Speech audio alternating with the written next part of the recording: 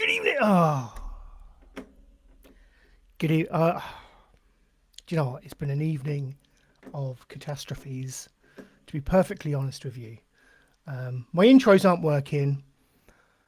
My mic clearly wasn't working either, but we're here and I think we're live. I'm going to say yes, we are live. But if you're watching us, good evening. This is the Renaissance Men podcast for May 27th, 2022. I am your host, Stuart Garrard, and joining me this week is not only Jimmy the Saint, but we've got Midian. I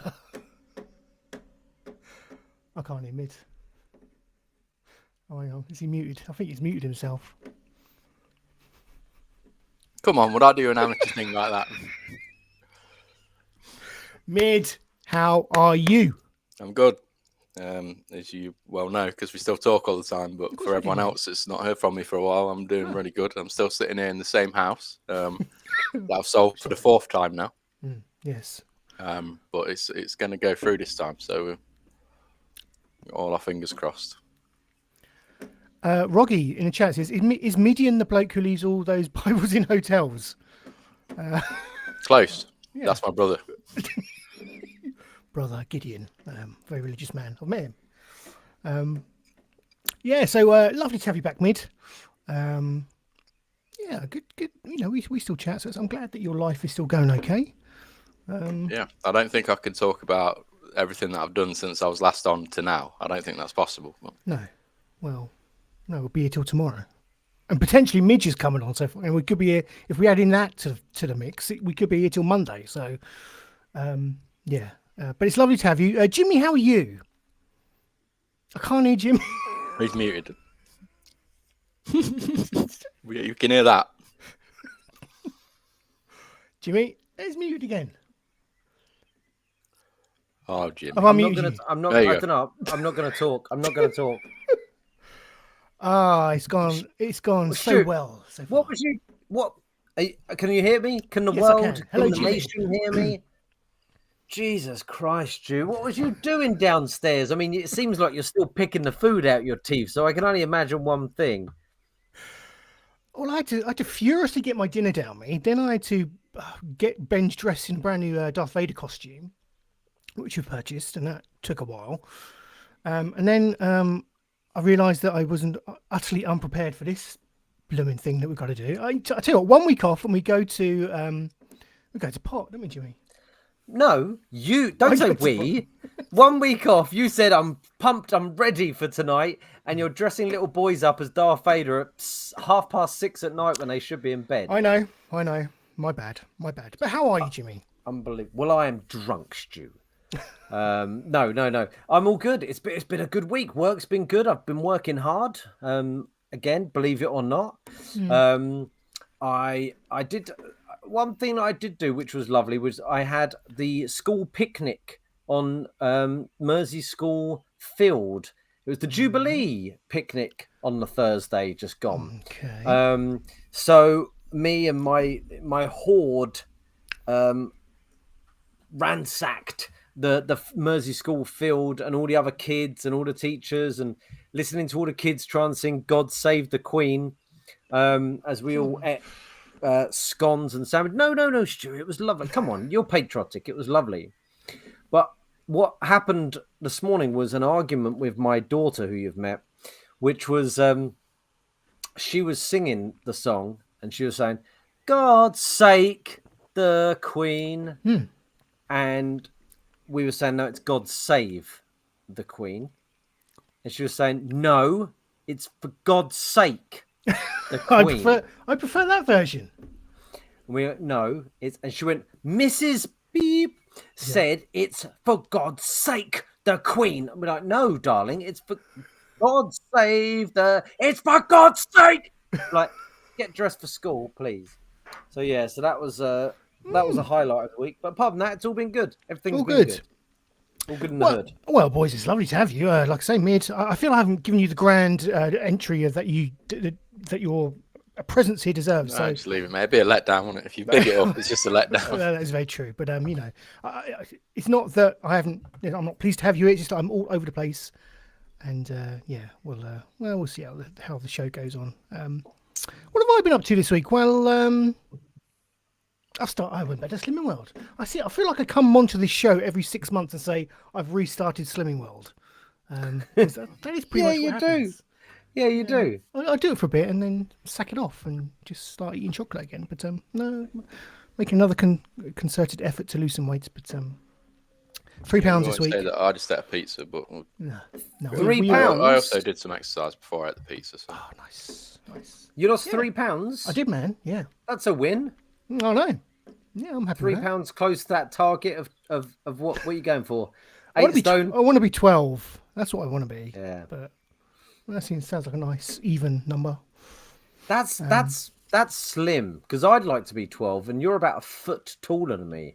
Perhaps 12 is too much. Perhaps I don't want to be 13. I don't even know what I am. I don't weigh myself. So when you say I've lost this much weight, I can't tell you how much weight I've lost. And you are solid though, mid. Although we'd never know, would we? Because I'll send you the occasional picture. But, no, I know, but the viewers wouldn't know. It's grotesque. Naked picture. But mid, how tall are you? 5'9". Yeah, like me, like a average size. But Stu's like 6'3". I'm not 6'1". No, you're bigger than 6'1". I'm 6'1". I just wear like stilettos. You wear Spice Girls moon boots. Indeed, yeah. What else have I been up to? I'm going on holiday next week, so that'll be good. I'm now officially off now for a week, so we're going to Cleethorpes, staying in a static caravan, getting some sun. Oh, nice. Sun, sea, sand, and well, I'm going with Benj and the in-laws, so hopefully not the other. But yeah, that'll be good. We went last year and it was really nice. So hopefully I'll have some holiday tales to bring to you next week. But no, looking forward to that. I need a break. So yeah, looking forward to that. Send me some pictures of sandcastles. Would be good. Okay. I want some pictures of those sandcastles. I want pictures of your violent son destroying these sandcastles as well. Yeah. No. Okay. We'll do. Oh yeah. Speaking of violent sons, excellent segue, mid. We got an email from the school today. Bless them. I think Benja basically dobbed us in to the schooling SS, and that he basically mentioned on the cuff that he plays a bit of Fortnite. So we get an email home just because he's a bit of an anxious little boy. I'm not going to lie. And he goes to see a specialist teacher to talk out his problems and such, and his worries, as he calls them, which is terribly sad, but it is a thing. And he got talking to him about Fortnite, and now the teachers now think we are just terrible parents that just plonk him in front of his Switch and just let him roam free amongst, the Wild West that is a Fortnite Battle Royale session. Partly true, granted, but yeah, I don't know. I feel like an awful parent now. But so we had to. Amanda felt the need to go and explain herself to the teacher this afternoon. So you get some weird things at school. I think, like my son, this girl hit him, so he hit her back. But they were so focused on him hitting her back, and they weren't. I've still not found out to this day why she hit him in the first place. Yeah, that's weird. That's kind of like not really addressing the root problem, is it? I would say. And Midge, your son is only 18, isn't he? So that's just. Yeah, well, he might be 18 one day. That's just not on. Battered. Yeah, parenting, mate. It's well, as we all know, a mug's game. Yeah, it is, Jimmy. It is, but we will continue to let Benj play as much Fortnite as he likes. Give it a go. Carry on. Stu, in the chat, I must point out. Oh, yes, please do, Jimmy. Midge Meister is in the chat. Hello, Midge. Not knowing that you're 6'1". And Rock is in the chat. Good evening, Rock. Colin Doolan's in the chat. Roggy, ultimate friend of the show, is in the chat. People are in the chat. Colin. Holly's in the chat. Hello, Holly. Holly. Roggy. And as Jimmy says, Mr. Colin Doolan. Scared to click the link that you sent him, he says. But oh, mate, Midge, if you want to click it'll that just link. let you in here, Midge. It'll let you through the forbidden door. But, yep. Will it? Will it? Or did I send him something else? Yeah. Send him a link to an eating challenge that he might actually be able to finish. Oh. Right. I'd like to hear that if he does come on the chat about What about Midge's the eating challenge? Yeah, we got to I'd hear like all to about Midge's. this. If he comes on, I'd like Oh, to he's here. have that. He's here. Is he here? Is he him? There he is. He's on another eating challenge. Yeah, we're going to see it live. What's this I hear about you being 6'1"? Fuck right off. That's not true. You can't be taller than me. We are live to the world, Midge, just so you know. I already know I'm a giant compared to Mid because I've met him a few times. Well, why are people surprised that I'm 6'1"? Do I You look look about 5'5", Stu. dwarfish? Probably the situation up here, mate. Probably. Yeah. How's everyone doing? We're okay, Mitch. How are you? Good. Yeah, I'm currently on my phone. That's why you're getting kind of like a No. a moving picture of me. But yeah, I just thought I'd drop in whilst just cooking pizza. You're talking about eating healthy, and I'm about to have a pizza. So there you go. Everyone's eating pizza. I had a pizza. Stu's jealous. Look, but when we said pizza, then I saw the look on Stu's face. Mate, I do like a pizza. I'm always interested in this, as we know from before. So this sin thing. So how many pizza? How many sins is that? Well, I reckon you're talking like a slice of a Domino's. Let's go with that. I reckon you're. In fact, I could probably find out live on the show. Find out, Stu. And as we go, a good friend of mine, a good listener of the show, who might be on tonight, went on an all steak and water diet. That's all he ate: steak and water. Steak and water. And he lost a huge amount of weight, got in the best shape of his life, slept better than he's ever slept. I mean, he's dead. So, no, he slept better than he's ever, like, it really did him the world of good, just steak and water. So, there's a diet for you, Stu, if you don't want to do... steak and water. It seems a bit boring, though, to be honest. If you don't want to do... right. What'd you do? What? Slim fast. What'd you do? Slimming World. So what's people's particular favourite Domino's pizza then? Oh, meat feast, sure. Yeah. A meat feast. You would pick the one that's not. Oh, here you go. No, chicken.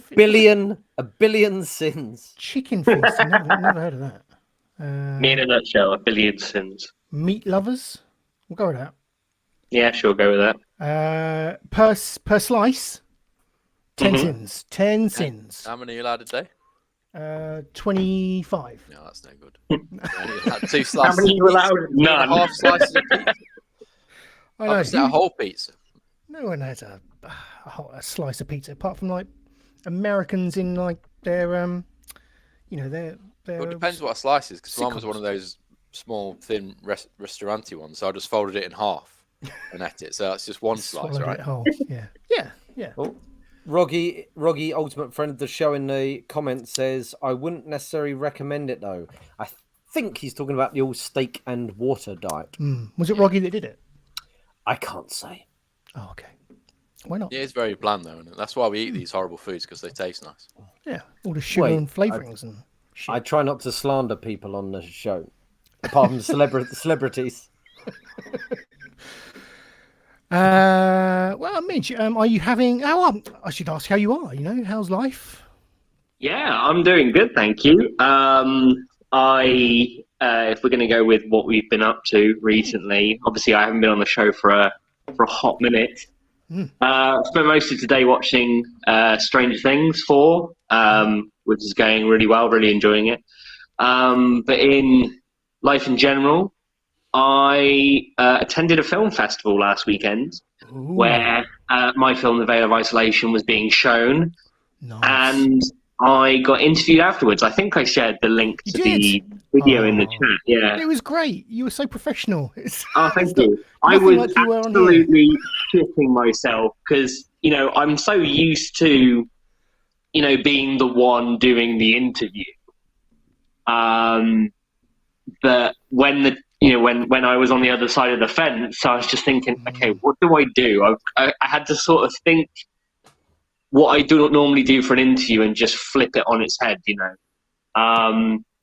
Answering the questions of the interviewer were fine. It was when it was opened up to the audience, because obviously then I had zero clue what people were going to ask. Fortunately, I was able to, instruct. Bat it off. Well, Yeah. Midge, was this people interviewing you, asking you questions after they had watched your movie?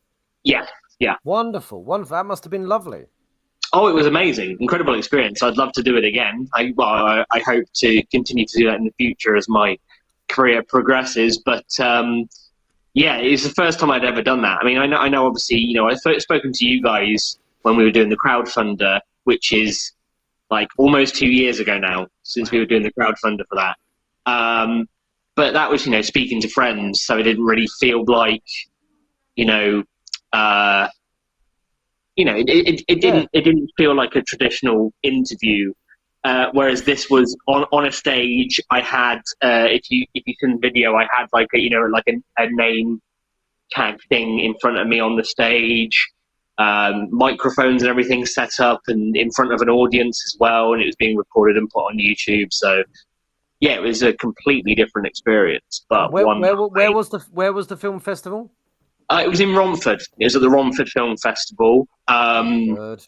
Which I'll tell you a story as well. So I was originally going to go stay down there, and then I was going to go to Wembley the day after to watch Wrexham in the FA Trophy final.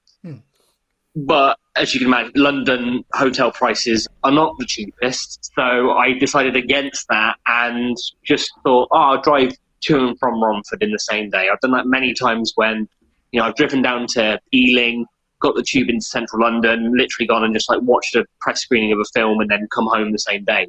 I thought, yeah, it'd be no problem. So I woke up at 7, set off just after 8, got to Romford about 11:30, and then I left Romford at 11 p.m. So already it was a really long day, but I thought, yeah, 2.5 hours, no traffic on the road, no problem. Then I come across a massive accident on the motorway. So I ended up not getting home until 4:15 Sunday morning. So it was about the M25 was absolutely chock-a-block because of an accident. I was due to get off just before I was due to get off. The accident happened, and I ended up standing still for 45 minutes on the motorway. So yeah, I had to, instead of a 2.5 hour journey, it took me over 5 hours to get home. Mitch, there's some unexplained time in that journey. I would suggest you dogging. You stopped off somewhere and did a bit of dogging. Yeah, I think dogging, right? There's a big gap I did stop off for a nap though, because I was very, very tired. Very safe. I like it. If I hadn't have had this if I wasn't delayed because of the accident, I probably would have got home in just one stint. But yeah, it was an amazing day. I would have loved to have stayed for longer because the festival was, I think it was about a week in total. I was just sitting in the chat. If I ever direct a Bond film, Kenneth, can I have a very small part? Sure. I tell you what, I'd love to direct a Bond film. I'd like to. Well, I planned for in my first feature film for them to be some action scenes. So I'd like to think that I can show off my directing prowess in terms of action. For sure. Yeah, and if you direct a Bond film, you're going to definitely need a ton of extras. So I'd be totally down for that. People asked me before what kind of what sort of established franchises I would love to direct in the future. I'd love to direct a Godzilla movie. I didn't ask you that question. Stop interviewing yourself, Midge. People in general, not you. If you're asking me what my favourite colour is, I'll have to say. Oh, bless you. Well, I hope you do a Midge. I hope you do a Bond film, Midge. That would be amazing. We could all be in it, can't we? Absolutely. Yeah. Where can we watch your film, Midge? The point. So Veil of Isolation, I'm just waiting on a couple more festivals to get back to me. If I don't get into those, then I'm going to, end the festival run and look to either put it on YouTube, or I'm going to look at there's YouTube channels which specialize in showing short films, so like Alter and Dust and Omeletto. So I might look into them. If not, it'll probably just go on YouTube. But I'd say give it a couple more months, and it will be available for the public to see. And I'm working on, as I said before, I'm working on the feature script. But I've kind of just been focusing on that, really. It was nice. It's nice to actually go to a film festival again, because I haven't been to one in so long. And just sort of plugging away. Good old Playing lots of video games as well, earning platinum trophies, as I've been telling you in the group chat. The man's obsessed. But no, it's lovely to see you doing so well. Obviously, you've been a Renaissance Man alumni. You probably won't want to admit to that in a few years' time, but just scrub that from my resume. So we see here that you were part of some podcast called the Renaissance Man. Nah, never heard of them. Never heard of them. Pixel you out like Chris Benoit. Or put a warning in front of the old episode saying, does not share the same views. Yes. I've put a link to your YouTube in the chat, so if people want to do you want to go and sample some of your short films? I know Sequestration is on there, and there's a few teasers, and indeed a teaser trailer for The Veil of Isolation. So go click the link in the chat and go subscribe, because Midge deserves more. Yes, there we go. Oh, thank you, Midge.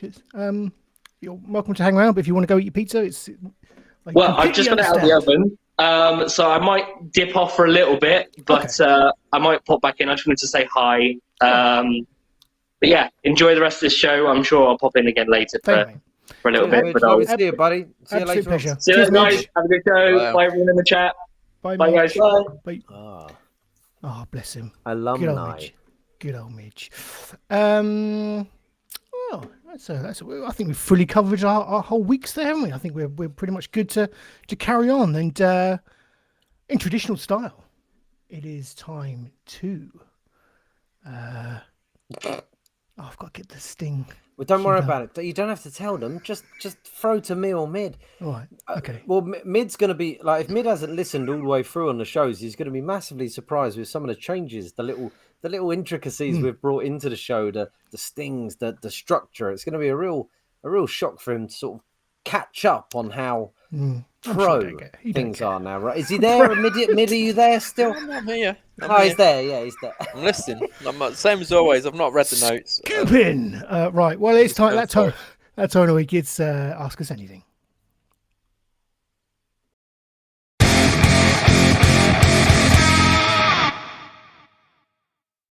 There we are. Oh. Do you like it, Jimmy? That's the first time we've heard A it, new isn't it? sting. Yeah. I do like it. I do miss the Ask Us Anything. I know, but I thought I'd go a bit more pro. Right, first up, we have two questions from Roggy, ultimate friend of the show. We're apparently calling him now. Is this a self-imposed title? Yep.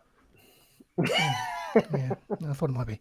Roggy asks, oh God, two questions, and you can answer either.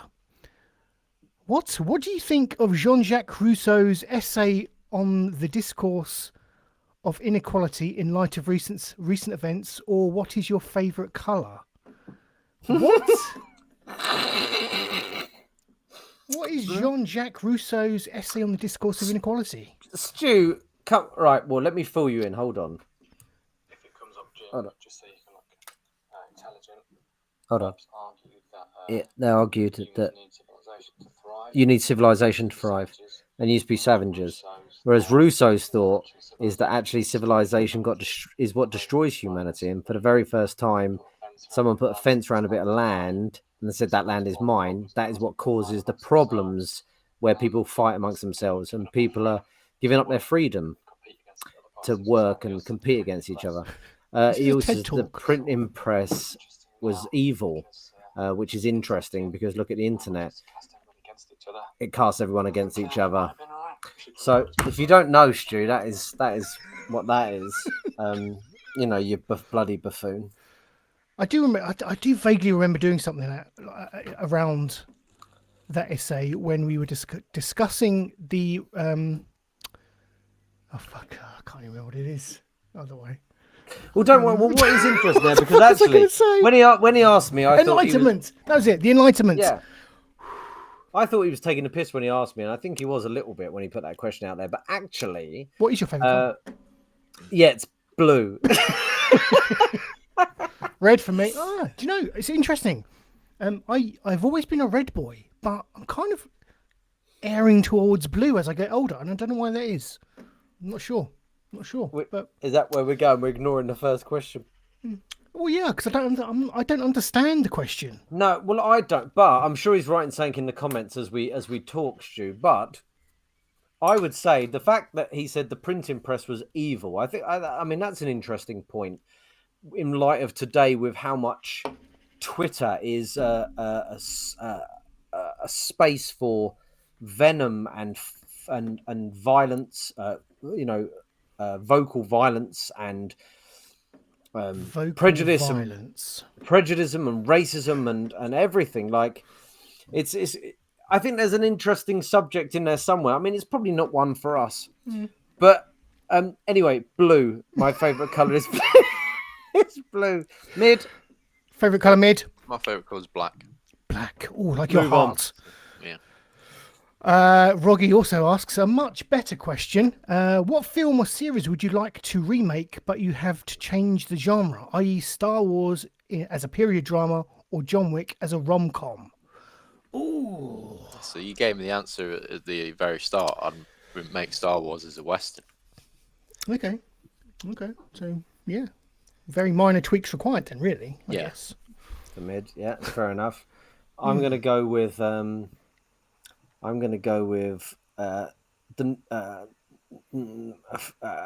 Nightmare on Elm Street as a rom-com.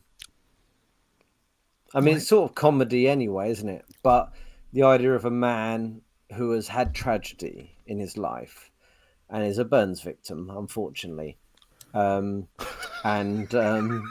he's just trying to hook up with this woman. The way he reaches out to her is in her dreams, which is, he's This really could work, trying. actually.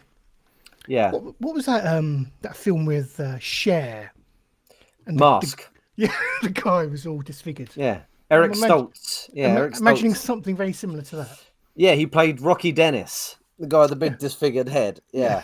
So that's it. In the dreams, he comes to her as a very attractive man, with a claw. But his claw's good; it does the job. And when they meet up in real life, he's got a. Does he have claws in the dream, or are they like appendages? I don't know. dildos. That's what I'm thinking. Yeah, That's what yeah. I'm He's a thinking. really sexy man with a dildo glove. dildo glove. But she finds it cute. It's veering on horrifying again, though. To be fair, you need to bring it back Okay, to all right, the rom-com. They're sausages. No, her favourite food is she loves fruits, so they're bananas. So he's very attractive in the dreams. He's got a banana glove. We like bananas. And then when they finally meet up in real life, she goes, "Oh my god, it doesn't matter that you've got no ears. Have you still got the bananas?" Wasn't he a kiddie fiddler though? Or was that in the remake? They added that on. It's to his definitely in. lore. I think in the remake it was suggested that he probably wasn't. Really? Yeah, I think it was like the parents thought he was, but he actually wasn't. I don't know. I have seen the remake. The remake is the only one I've seen. I don't know, Mid, have you seen any of the Nightmare on Elm Street films? What? No, he's gone. Anyone in the chat? Does anyone know if Freddy is a kiddie fiddler? I can't believe you haven't. That's the only Nightmare on Elm Street you've seen. That's the bigger question here. I've seen them all. Oh, it's Sorry back. for the delayed reaction. I was speaking to my son. No, I thought you probably were. Yeah. Mid, Jimmy, the only Nightmare on Elm Street film Jimmy isn't is the remake. It's a tragedy. Yeah, you got to see the originals, Yeah. especially two. I think two's my favourite. I've seen the documentary of the making of the original, and I've seen loads of clips, but I've just never got round to actually watching it because as a kid it scared the shit out of me. But is he a kiddie I've probably fiddler? had no, he's not a kiddie fiddler in the original. But anyway, I've probably told this story anyway. But yeah, it scared the crap out of me when I was a kid. I did number 2 on VHS, and I had to give it away to my friend because I thought he was going to come out the videotape complete for weeks. I gave the tape away, Bless you. but I watched it first. Yeah. I get that though. It's scary. It's a scary character. Yeah. But there you go. That's what I'd have. Yeah, it gets you in your dreams, so you're not going to sleep. And I didn't sleep for a long time. Terrified to sleep. Nightmare on Elm Street as a rom-com. Roggy in the chat, Roggy, ultimate friend of the show, has put Edward Scissorhands as a detective thriller. Oh, okay. Yeah, quite easy to like go a bit noir with that. With the, you know, he's quite black and white himself, isn't he? So you, yeah, I think you'd know who if he did it or not. I mean, it's very similar to that Amber Heard and Johnny Depp trial that's going on at the moment. It's very, very easy to work out who was. Well, that ends today. The Scissorhands. Is it the last day today? They're doing their closing statements as we speak, and then the jury are going to go out and do their chat. So chat. We'll find out next week. We will. I'm thinking like, let's go with carry on behind the one where got Windsor Davis. Windsor Davis. Yep, and oh God, who's the guy with the flat cap? Is it James? Me?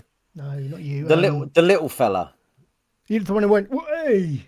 You know, the one who had the Jack Douglas. I know who he is. Jack Douglas. Yeah, your favourite. You liked him, didn't you? Yeah. Windsor Davis, Jack Douglas. What could we have it as? I don't know, like a war film. Don't know. I don't know. Don't care. Move on. So okay, thank you for your questions.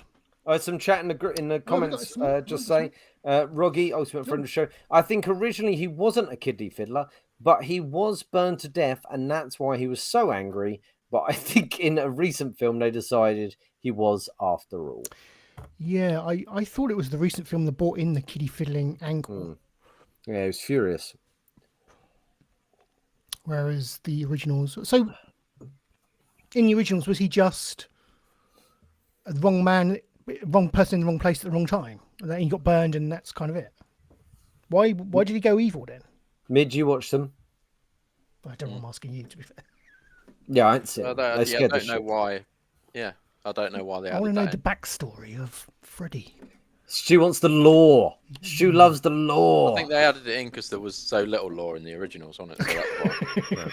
Fair enough. Yeah, it's just man with prosthetics trying to kill kids, trying to kill teenagers. You know, what more do you... Interesting enough, when they made that glove, he actually cut himself.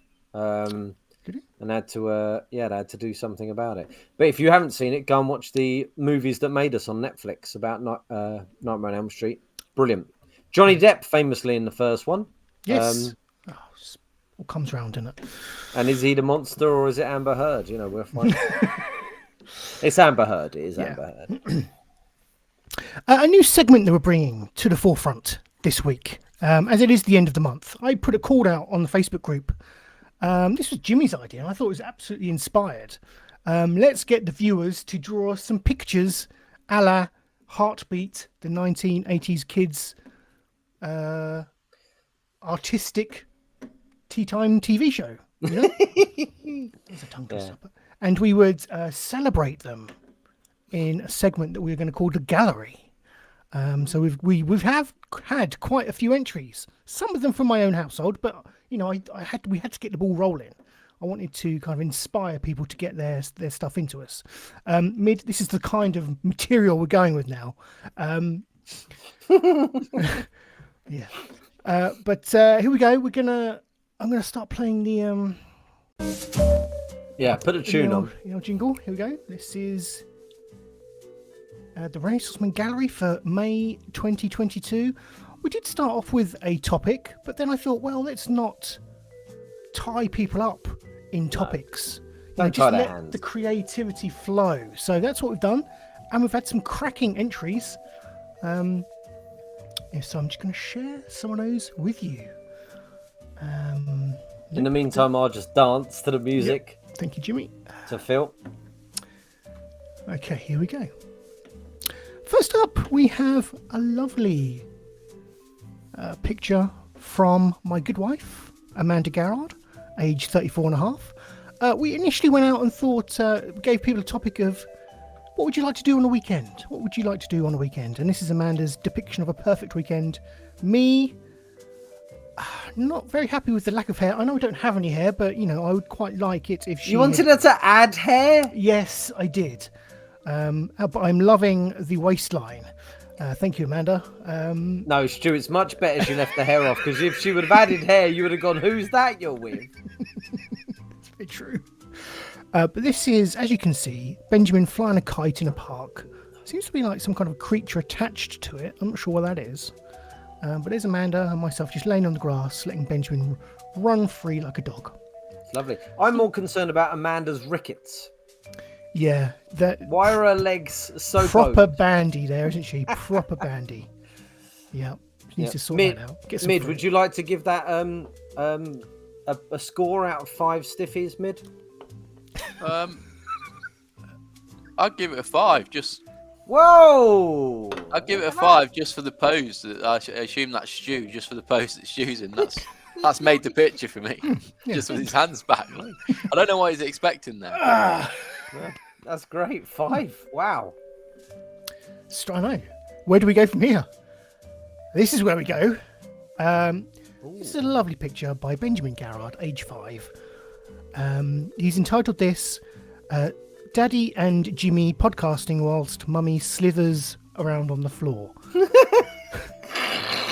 Is that regular? Is that a regular thing?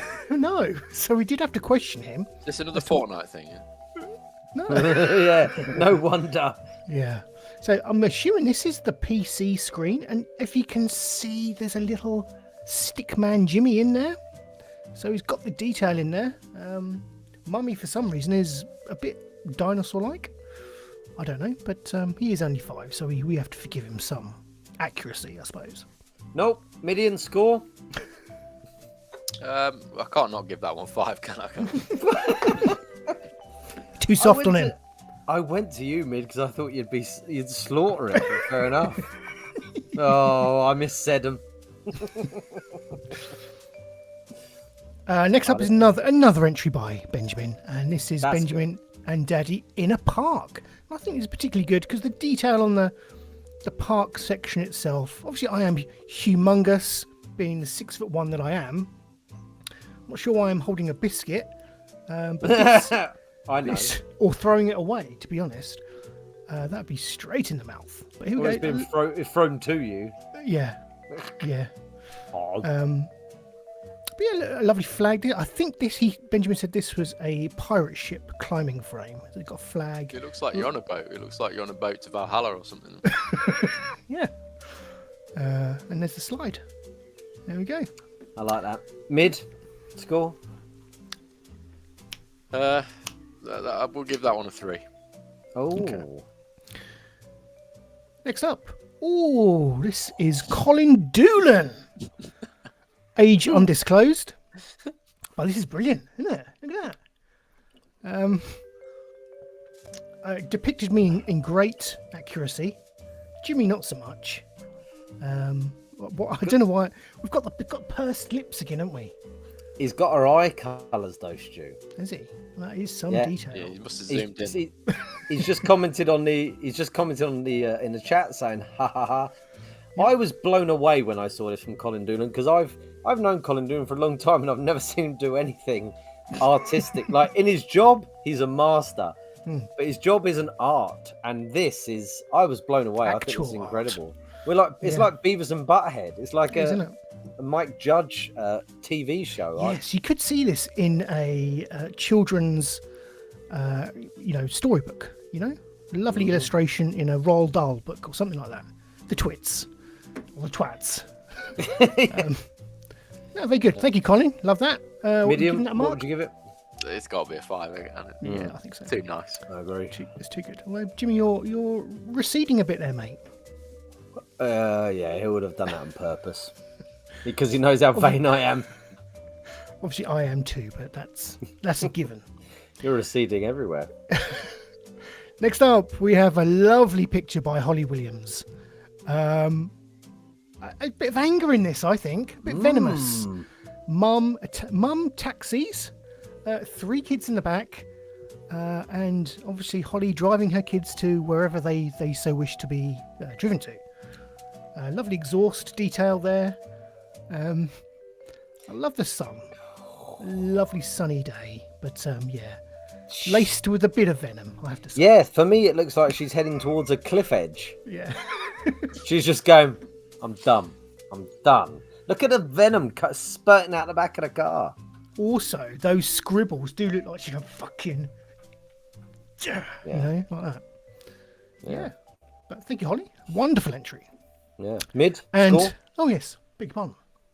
This is going to be a 1, man. This is. I sense the anger myself. This is what I'm saying. I don't like how angry this picture is.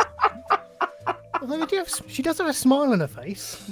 Perhaps it's not that much. You I see don't a know, smile perhaps- from there? It's like one of those manic smiles. It's not. Yeah, it's not a real smile. It's not a happy It's smile. not a happy smile, no. Or it's happy that she's driving towards the cliff. Perhaps that's what it is. And the kids haven't got seatbelts on either. Yep. Like a Thelma and Louise type scenario.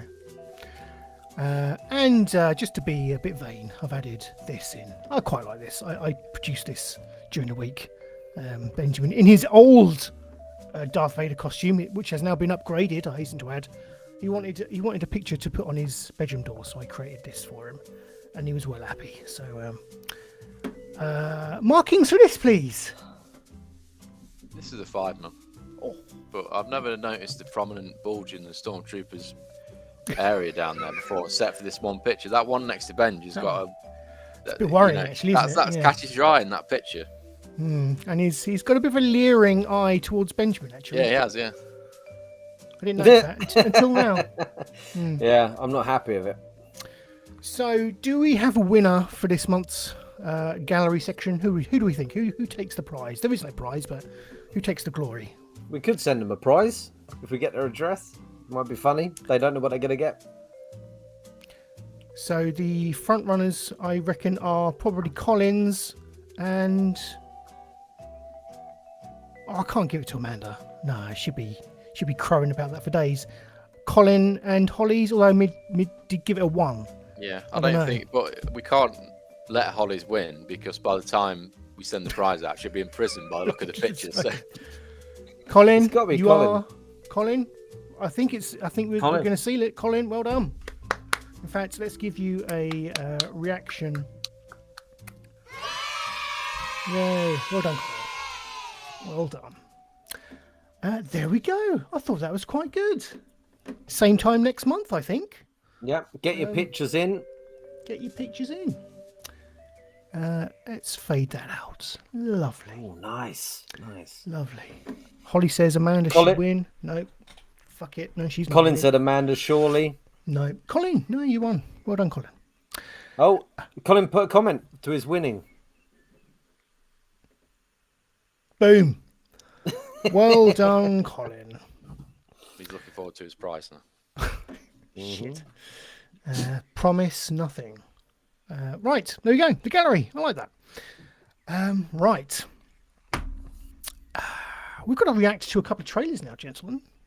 Oh, I'm Is excited. Star Wars Celebration this week. And we've got a couple of... Well, not Star Wars trailer. We've got one Star Wars trailer and a Lucasfilm trailer. So let me just transition to our... Absolutely. Now, Stu, are we watching the Willow trailer? Well, we can do it in any order you like, really. We can do Willow first. We've got Willow and Andor. So we've got the two. Well, so we've got 2 trailers from Disney originally Lucas films, right? So Willow was originally Lucasfilm, which many people don't know, starring Warwick Davis and Val Kilmer. A lovely film about what were they Dwarfs. called? No, they were called something else. They were called like halflings or gelflings. Oh, I can't remember. But I loved Willow. It was the film that Warwick Davis, it started his career off having his face out because he had been in Star Wars before, hadn't he? As Wicket, as an Ewok. I think he was about 11 or 12 when he did that. When he did Star Wars: Return of the Jedi, and then he did Willow, which was directed by Ron Howard, I think. It was, yes. And it's a brilliant film, Willow. And I think people know it, and it's like a cult classic. But it got nowhere near the heights I think they probably could have done because it's a great film, isn't it? It is. And So we've now got a TV show. we do have a TV show. It's coming to Disney Plus, as they all are these days. But I'll just transition into hot takes, and we'll take a look at the trailer.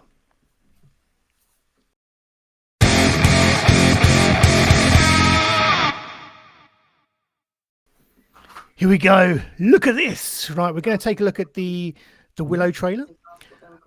So let me just get this all keyed up for us, then, boys. So yeah, are we fans of Willow? Any fans of Willow in the room?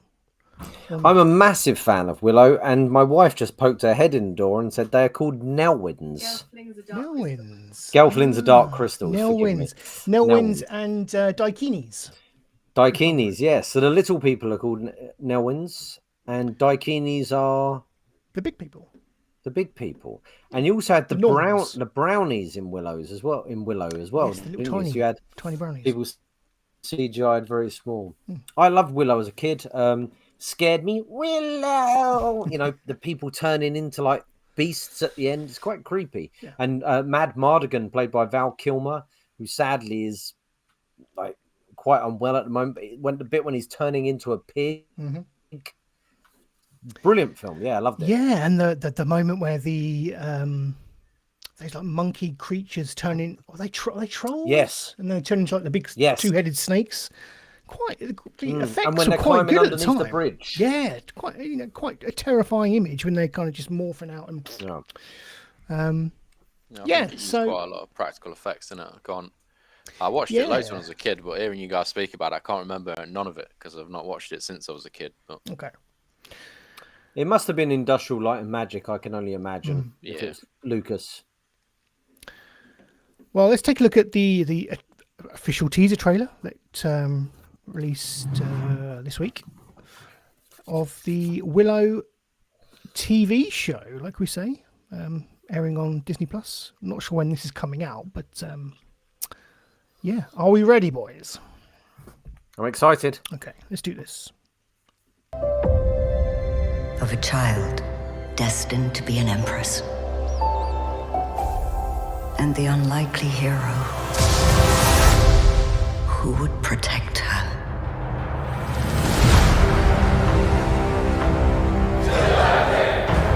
There is a balance between all things. Light and shadow. Good and evil.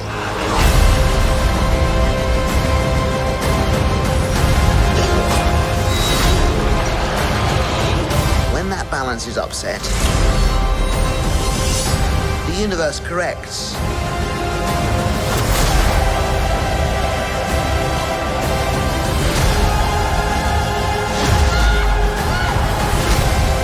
The world needs you again.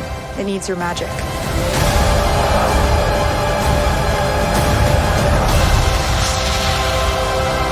Into the unknown. That's where we must go.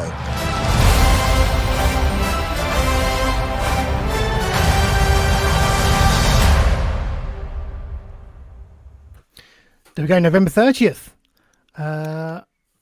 Initial thoughts? I don't know. Jimmy, I'll come to you first. I'm buzzing about that. I'm excited about that. The music, I forgot the music. I forgot the music. That's amazing. It was such a good film. I mean, obviously Warwick Davis's acting has not got any better. That's my worry. Yeah, he's really bad in his voiceover, but still, he looks lovely. It's lovely, and he's the nicest. He's the nicest man on earth, Warwick. And I like the look of the other actors, apart from the girl from Falcon and the everything. Winter Soldier. Yeah, the ginger girl. Let's get a shot of Warwick, if I can.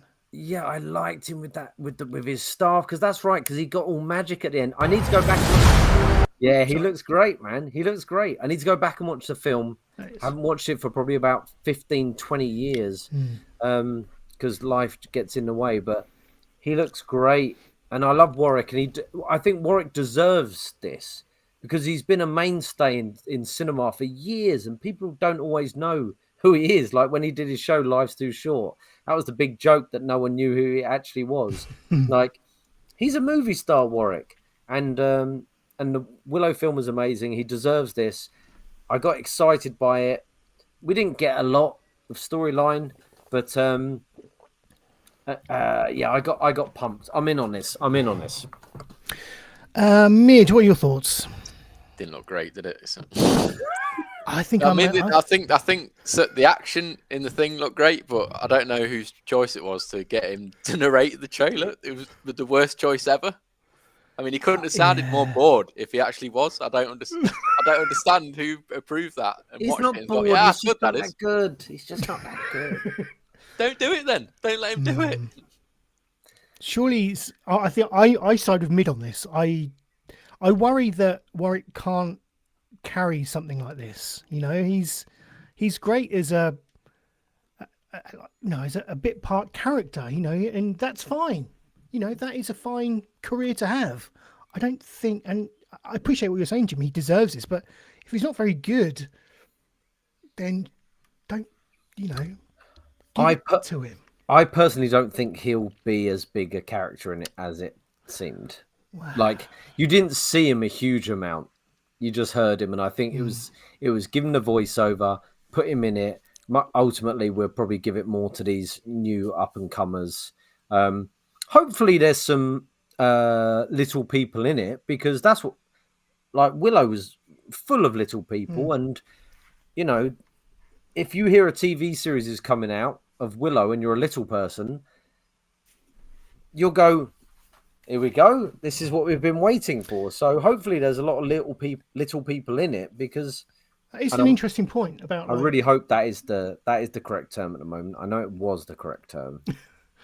Well, I think there is an interesting point there about representation, because like you say, the first Willow film was, you know, they were like busting them in, weren't they, for that film? There's like loads of what term are we using?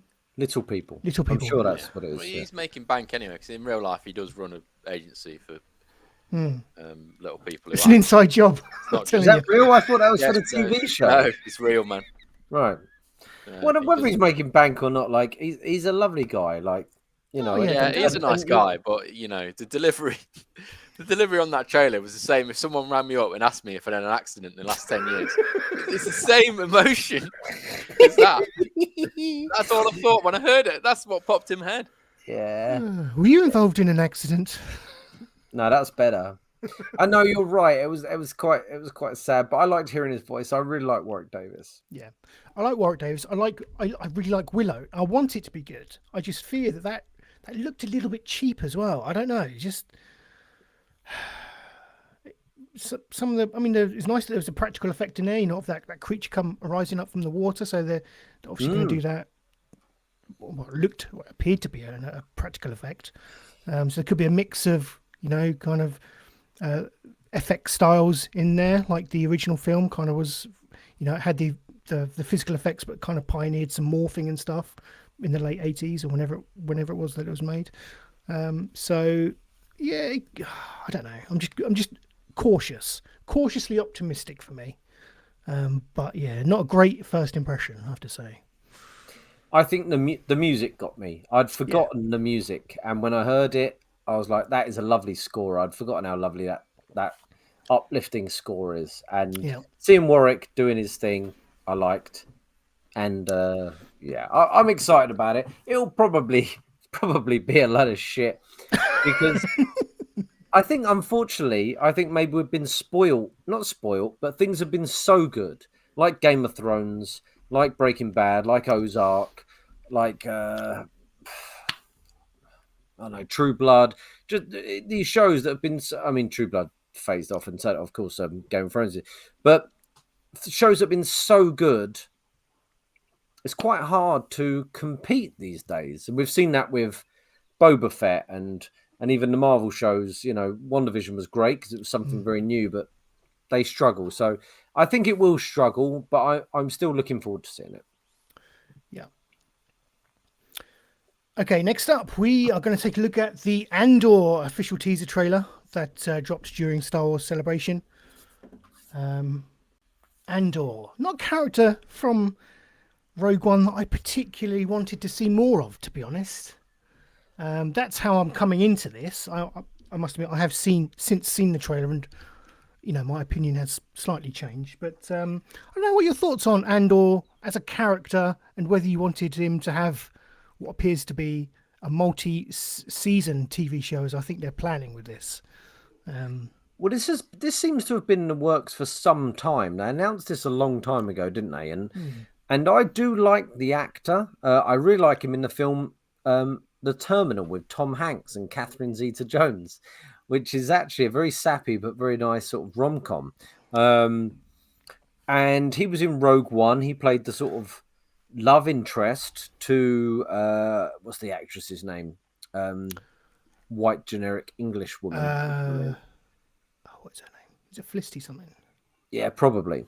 But the thing with him, he was the sort of underbelly of the rebellion, wasn't he? Right at the start, you saw him get some information from not Danny Dyer. Who was the actor? No, there was an actor he saw. Danny Mays. Right. Not far off Danny Mays. He's not far off Danny Dyer. And he saw Danny Dyer. He was like, yeah, he's the information for you. He's like, thank you very much.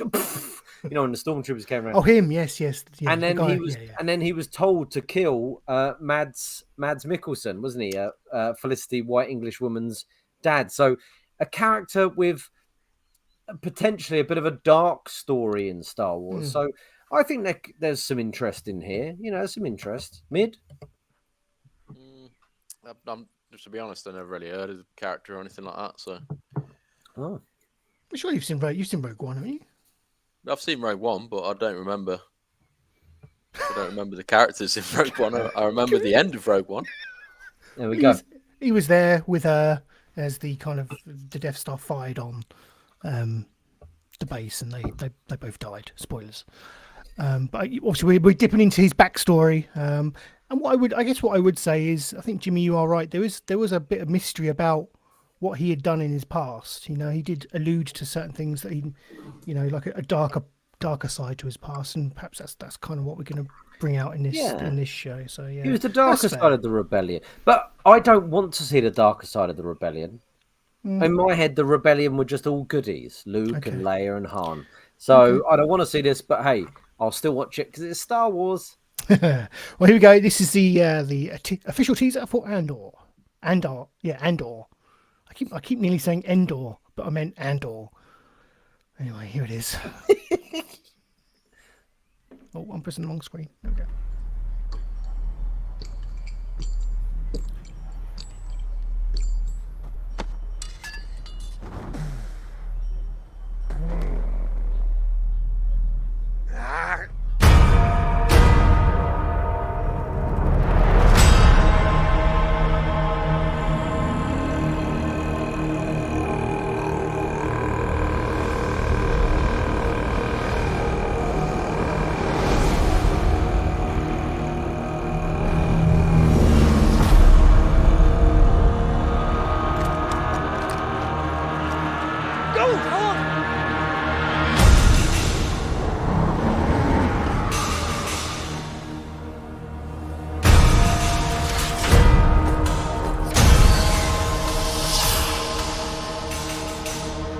They're so proud of themselves, so fat and satisfied.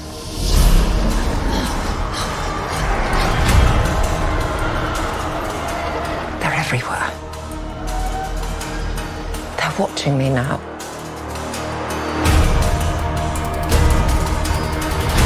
Soon enough, these days will end. There will be no rules going forward.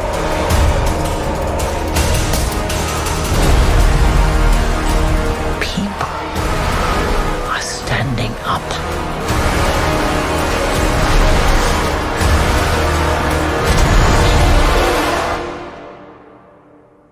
That's what a reckoning sounds like.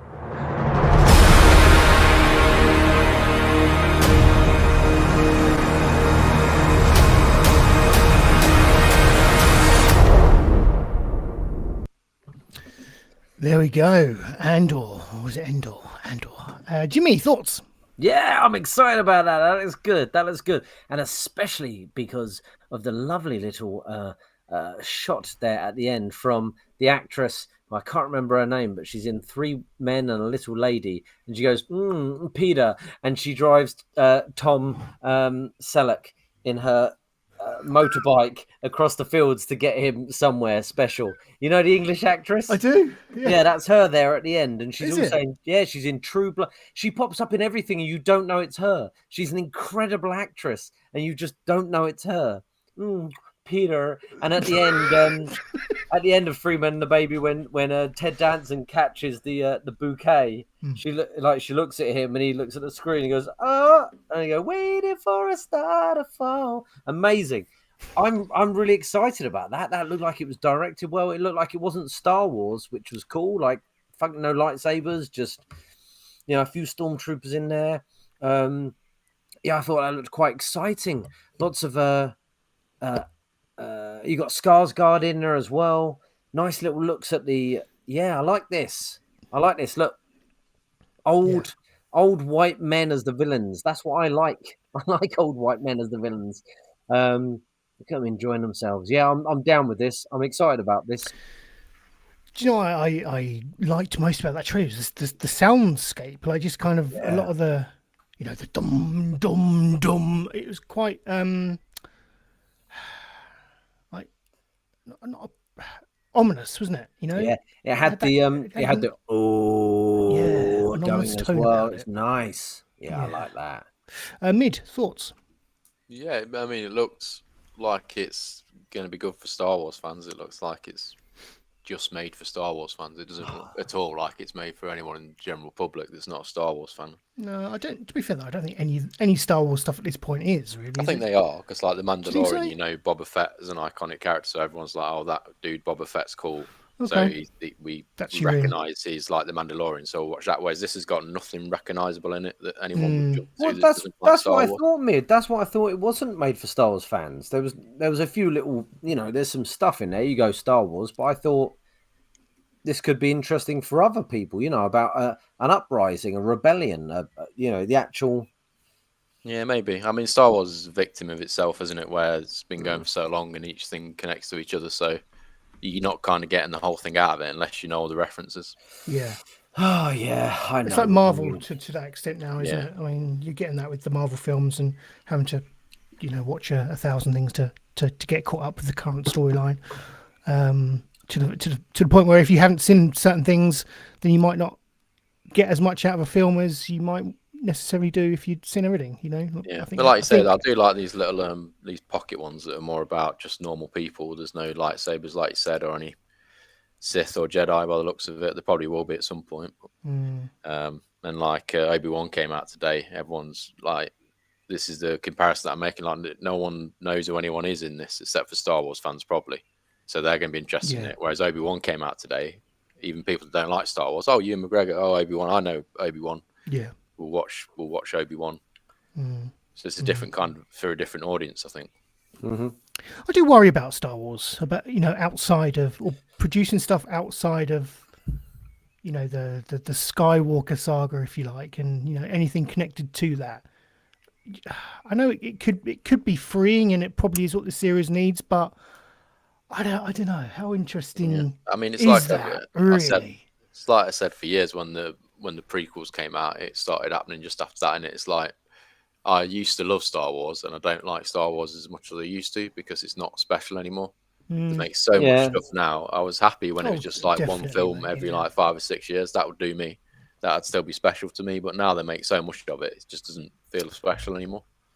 Regardless of the quality of the film, Phantom Menace was a special event, wasn't it? Because it had been so long since a Star Wars film had been out. And we thought we were never going to get another one. And I think Force Awakens had a little bit of that, captured a little bit of that. Yeah, absolutely. But yeah, I think you're spot on, Mid, and it is less of a. Again, it has gone the Marvel way, isn't it? It's just like a film. Well, not so much a film at the moment, but there's a Star Wars thing for you to consume every year or multiple times a year these days, isn't it? So it has lost its kind of special aura. I would agree with that completely. But that's everything in life, really, isn't it? These days, there's too much of everything. If something's popular, like porn, You know, there's too much of it. It's not special anymore. No. Whereas you used to have to work for it, didn't you? Oh, you had to find those magazines in the forest, you know, that some weird pervert had left for you. Whereas Willow do some more different stuff though, like because all this is around like the new films, the original films, these TV shows. They're all you know. This one's a little bit different because it's its own little side pocket story, but they're all around the same timeline. Yeah. And all that kind of stuff. I'd love them to do just a live action, just go back to like Knights of the Old Republic or something like that, and just do that. I think Just they so are it's going to do that. I think that is the plan at Yeah. some point. I think they're just making the money out of this stuff at the moment, aren't they? But I'm with you, Mid. I'm with you. Well, that's a great segue into the news, really. And it is Star Wars Celebration. It's kicked off yesterday, and there's been a whole host of Star Wars announcements, as you would expect. From the first day, we got obviously the first trailer for Andor. It's coming to Disney Plus in August of this year, so I guess kind of not hot on the heels of Obi-Wan, but it will be obviously the next Star Wars TV show after Obi-Wan. I think I got that right. I don't think there's anything coming in between, is there? No animated series or anything? I could be No. wrong. Mandalorian season 3 is going to debut in February of next year. There was also a teaser trailer for season 3 that showed exclusively at the event itself. I haven't seen it. I assume it probably will, or if it hasn't already leaked, but I certainly haven't seen it yet. They announced Star Wars Skeleton Crew, which is the latest live action series, which is coming to Disney Plus with Jude Law. Any kind of details on this? Nothing. Is there? Coming of age tale set in the sci-fi universe. In addition to Law, it will also star kids, though we don't know who they will be just yet. Directed by John Watson, written by Chris Ford, who previously collaborated on Spider-Man: Homecoming. Okay, so that's not too bad. And produced by Jon Favreau and Dave Filoni. Yeah. So that's a show that's in the planning stages. Also, going back to Mid's point, I think about Old Republic era stuff. They've got obviously the High Republic, which is kind of their rebranding of the Old Republic, and there is a TV show coming out called The Acolytes, I think it's called, which is set in the High Republic era. And from what I understand, they're going to be bringing in some extended universe stuff into that show, so you could get some Old Republic, what we know as Old Republic storylines coming in, like Darth Revan and Malak and stuff. So, but that's speculation at this point. But yeah, I think having something set in that era could be quite interesting, because I've read a few of the books and it's quite, yeah, I quite like it. You know, that era where there's shitloads of Jedis. And it's not all about the Sith and stuff like that. You know, it's kind of them as the peacekeepers of the galaxy. Yeah, it's quite good. What else have we got? Well, that's kind of it. That's just yesterday. Was just that was day yesterday. one, wasn't it? I don't know Day what's two. broken today. Some stuff could have broken today, but that I don't know. Probably you're going to have some Jedi Fallen Order stuff today, I imagine. Yeah, so perhaps they will move on to the video game side of things. So what was this? This was Disney, or was this Star Wars? Star Wars Celebration. Yeah. But obviously it coincides, doesn't it? With it's all Disney now, isn't it? So hence the release of the Willow trailer. Also, they released a picture from the Indiana Jones movie. Oh, they did, didn't they? Yes. Yeah, I saw that. Yeah. Just Indy walking up some stairs, right? Yeah. Just with looking old, kind of hunched. Oh. That's right. He's not walking. He's on a Stenner. He's on a Stenner stair lift, isn't he? Going like that. Yeah, and I think it was a touching moment that I saw where, because Harrison Ford was there in person. I don't know if he did a seminar or whatever you want to call it, but a seminar. I thought make it sound like a TED talk. But he was there, and I think John Williams was doing some music as he does. Just chilling out on a bass.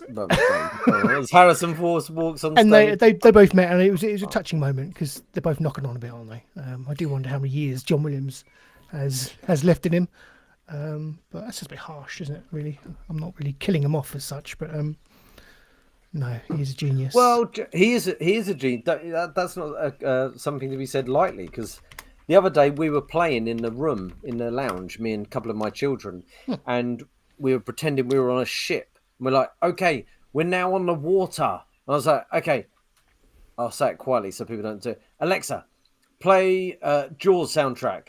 Jaws soundtrack by John Williams. So you're like, and then my kids are like, okay, we're now in space. I'm like, okay, Alexa, play Star Wars soundtrack. Star Wars soundtrack by John Williams. And then you're like, okay, we're now in the jungle. And there's dinosaurs, Daddy. There's dinosaurs. Okay, Alexa, play Jurassic Park. Jurassic Park by John Williams. Like, Jesus Christ. Like, it's... And Schindler's List comes on. And then... yeah, and they go, look, Daddy, it's Jews. Alexa. It's... The John Williams soundtracks to everything is... iconic, isn't it? Like, there's no one else. Like, you can talk about Hans Zimmer or I love Danny Elfman. I can't hum a Danny Elfman tune. I can't sing I can't do a Hans Zimmer tune. John Williams is... there's no one like him, is there? No. No, quite honestly, no. He's the man, isn't he? He's the Don. He's the big kahuna. You know, he's the apex predator. I don't know where I'm going with this. But... Sorry, I went off on a tangent there, but you mentioned John Williams and he's a legend, isn't he? And it's funny you say that, because we were doing the same thing. We were, Benji and I were having a lightsaber battle in our living room, and we did it to Duel of the Fates, which we played on Alexa, and it then kind of went through the rest of his catalogue. And I didn't know he did Harry Potter. I didn't know he did the Harry Potter theme. Did you know that? I think I did, but it's still stunning me. Is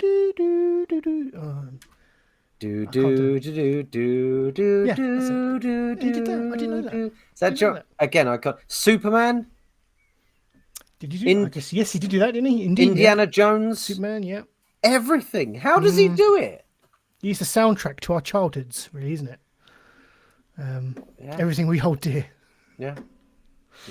What do you think of John Williams mid? Any opinions? Oh, yeah, he's the goat, isn't he? Like Stu said, boy. Goat. That's the term I was looking for. Yeah. So yeah, lots of news coming out of Celebration. There'll probably be more news today. It's on now, but the second day is apparently. But yeah, I actually forgot to do the sting, so I'm just going to do this is the Week in Geek.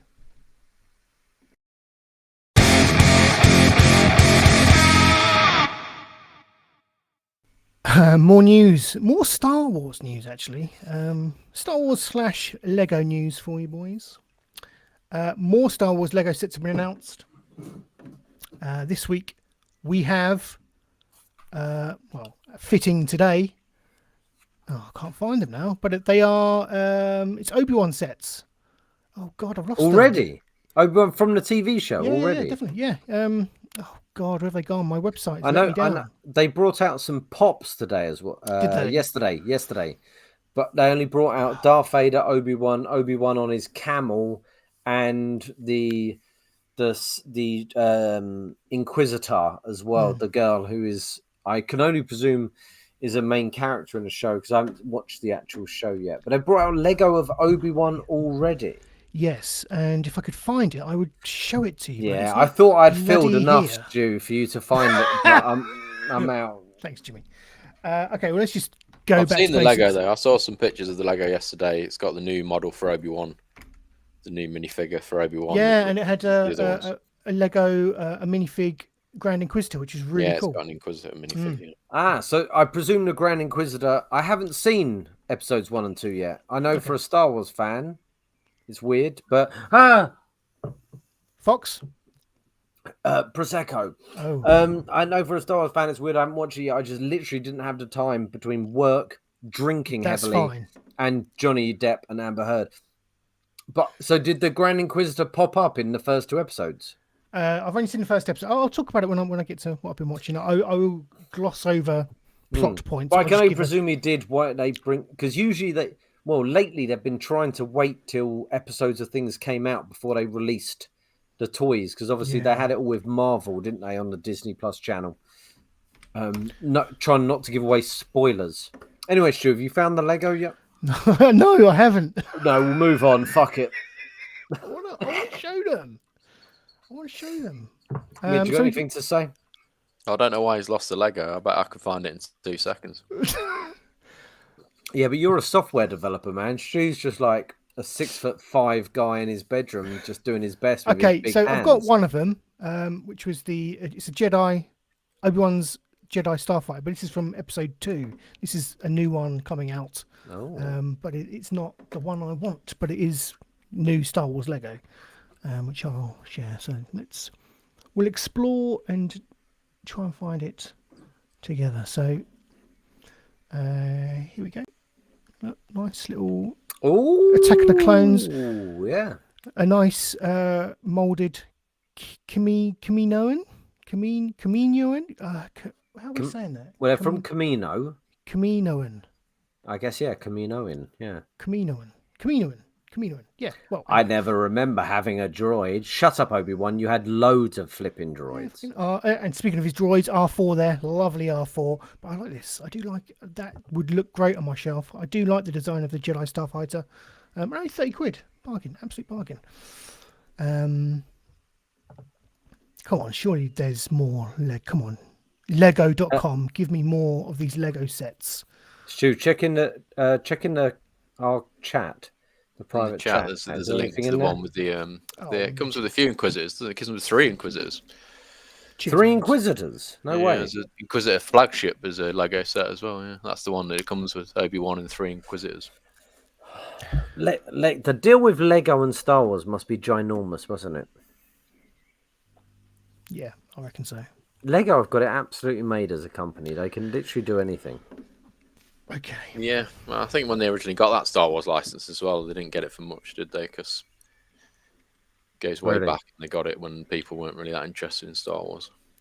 Yeah, it's been around for a while, hasn't it? Ooh, so there you go. You got the Grand Inquisitor, the third sister, and I forget what this character's name is. With the funny hat, he just makes me want to have some more pirate Lego. So that's the Inquisitor ship. The 90th anniversary, 90-something anniversary of Lego this year, and they're saying that the 90th anniversary set is either going to be a castle or a pirate ship, and I know. Nice. The classic ones. So yeah, some nice Obi-Wan themed Lego there. They looked ace. What? Whose ship was that? The Inquisitor ship. Yeah, which you do get to see in the first episode. Yeah, really good stuff. What? Spoilers, come on. We want them or what? No, we don't want them. Oh, we don't want them. The first 2 episodes. Sorry, are out. yep. I don't mind a little bit of spoilers because I'm all right as long as I don't hear about characters turning up that I didn't know were going to turn up. I'm all right. Well, you just said about the Funko Pops and Vader, so Vader's blatantly going to be in it. Well, we know Vader's in it, don't we? No, that's been on everything. It's interesting. We don't know how deep his role is in it, though, do we? When you go onto the page on Disney Plus just to watch Obi-Wan, like the splash screen is Obi-Wan and Vader in a desert as like kind of facing off. So really? Yeah, they're kind of giving that away. Just when you go in to watch the bloody thing. That could be fake though, because I don't believe that. Yeah, I don't believe that Vader's ever been to Tatooine since. He hated sand. He hates sand. He hated sand when he was just normal human. Oh man, yeah, exactly. Now it's got gears and shit. It got in his It got in his ass crack before, and now it's gonna get in his gears, his voice box, so it's all like crackly. He's not having it. I'm with you, Jimmy. Yeah. I'm not buying that. Well, let's continue with a bit more news, and this one's from you, Jimmy. A couple of wrestling. No, sorry, a wrestling news story. And that's the potential return of Ric Flair to the wrestling ring. Yeah, don't say it like that. It's happening. Yeah. The worst thing is that if you got, I don't know if you've seen it, but you put a video, I think it was on Twitter or Instagram, of him training. Yeah, that's what we got with mid. We're going to show the video. It looks like Jay Lethal, yeah? No, not with Jay Lethal. There's one where he's in the gym lifting weights and doing, like that Roman Reigns video where it's like God mode. It's Ric Flair doing all those kind of things. And I'm thinking he's going to have a heart attack just doing this. But he's doing it, man. He's pushing the weights along the floor, running with them and everything. I'm like, what the hell? Well, this is Ric Flair he's just showing what he can do in the ring still with Jay Lethal, who is obviously a massive fan of Ric Flair's and does an amazing impression of Ric Flair as well. And he's just here he is. Look at that, right? Look, he's ready. Look. Ric Flair is how old is he? 72? Yeah. Christ, he looks older than 72. Do we know exactly how old he is? Look at him. Drop Jay Lethal. Look. Oh, woo! Yeah. Look at that power slam. Take it, Flair. Boom. Oh, it looks an effort, though, doesn't it? Oh, shattered his pelvis. Take that bump. Oh, bump over. Oof. Woo! Yeah. Strutting. Limousine riding. Jet flying. This was my news that Ric Flair, Dave Meltzer said he was going to be coming back for one more match or whatever. These videos came out of him training with Jay Lethal. Mid has obviously said it's confirmed he is going to be. I listened to Jim Cornette talking about it because I don't know who's going to host it, because I don't think AEW or WWE would put it on, so it'll probably be some sort of indie promotion. It's on Starcast, isn't it? Is it? Is that where it's been announced? Yeah, I did hear that. Yeah. And who's he going up against? Hogan. No way. Yeah. Oh, I'm so excited. No way. He's going up against Hogan. It's going to be terrible. Yeah, it's not been leaked yet, but he is going up against Hogan, I think. No, Mid, you making that up. Where have you heard that? I've read it. On what? Here we go. Look, I'll put another link in the chat. This is the one with him training at the gym. You got to see this. Okay. I think it's sped up to like triple speed, but that's Benny probably Hill why style. it's so funny. Yeah. Well, I brought this because I didn't want to just laugh at an old man. Yeah, we did. I wanted to say, do we want to see Ric Flair wrestle again? No. I personally don't want to see it. And he's got these packages for sale, like last $200 for this commemorative Ric Flair thing, last match. But you know it's not going to be his last match. That's the thing. You can never believe these people when they say it's going to be my last match. Here we go. And now, these are hard. Mid, have you had to go on these ropes? Battle ropes? Yeah, they're hard. They're hard as fuck. It just looks funny when he's doing it. Too. Look, that's sped up it in. Yeah. No, that's real time. That's real time. Go on. He's going to end up doing himself in. Is that it? I want to watch again. Yeah. Let's watch again. That is sped up. I mean, the next one, it looks like his forehead's going to pop out on this bike. Look at it. He looks a bit like Hogan.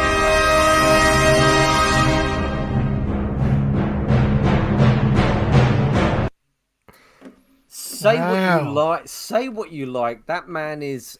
He's older than 72. I'm sure he's older than that. Good on him. He can still do it. I'm excited. I want to see him come out. And the fact that he's just broke up with his current wife. Oh no, has he? Yeah, he needs the money, man. Why is he broken up with his wife now? What is that? His fourth or fifth wife? It's probably his seventh or something. Oh, Rick. Oh, God. I don't think she could. You got to think about going out with Ric Flair. It's probably hard to be in a relationship with Ric Flair, even if he doesn't cheat on you or whatever. Then he's got to be. If you're sitting at home day in day out with Ric Flair, it's got to drive you mad, hasn't it? Yeah, if you think about it. This boy going woo. He's just Ric Flair. That's the problem with him. And when you watch that documentary that was about him, and he's talking about that he can only be Ric Flair. He can't be his real self. It's really sad, man. It nearly made me cry, that did. And every time I see him now, I just get really sad because I'm like, all he can live is Ric Flair, and you know he can't live his own personal life, and it's just a bit sad. I'm with you. I'm completely with you because it is sad when you hear him talk, because it sounds like he had the best, like he had a crazy life, didn't it? But it is not a fulfilling life what he's had, and if he is on his fifth wife, those kind of people can't handle it when it's over, can they? That's the main that's thing, exactly how it comes across, isn't it? Yeah. He'll die in the ring probably, or die trying to train up to be in the ring. I wouldn't be surprised if he cucks it before the match. But do you know what? He'd be happy with that. Probably if I would. know Rick, and I think I know Rick, he'd be happy to go in the ring. Yeah. And maybe you should. Let's do it. Let's make this happen. Kickstarter. Kill Ric Flair in the ring. Yeah, an ultimate death match. Yep, him or Hogan. One of them dies. Him or the defibrillator. Mm-hmm. Anyway, I think I don't know why, but some cruel thing just popped in my mind. Like, I wish his last match was against Wardlow or something. And just gave him the Powerbomb Symphony. I don't know why I think these things. Oh yeah, no. I just think that'd be quite good for Wardlow to kill Ric Flair. That'd put him over. Big. I think it would be better for MJF or someone, wouldn't it, rather than Wardlow? Well, MJF is putting Wardlow over now, so it's fine. What's this? Well, Colin wants us to talk about the Sasha Banks story. So this kind of broke whilst we were off air, Jimmy. I don't know the ins and outs because I don't follow it a great deal the behind the scenes shenanigans. But from what I understand, well, does someone who knows more than me want to explain it? I don't know. Yeah, so they basically walked out because Vince didn't want to put any respect on the titles that they've got. That's the tag team titles, right? Yeah, and they were trying their best to build the division up, and they weren't happy with the booking because apparently the booking was for them both to go in the pay-per-view, whatever the next pay-per-view is, Money in the Bank or Hell in a Cell, isn't it? So to go to the next pay-per-view and both lose singles matches against the two women's singles champions, but they were opposed to that. They wanted to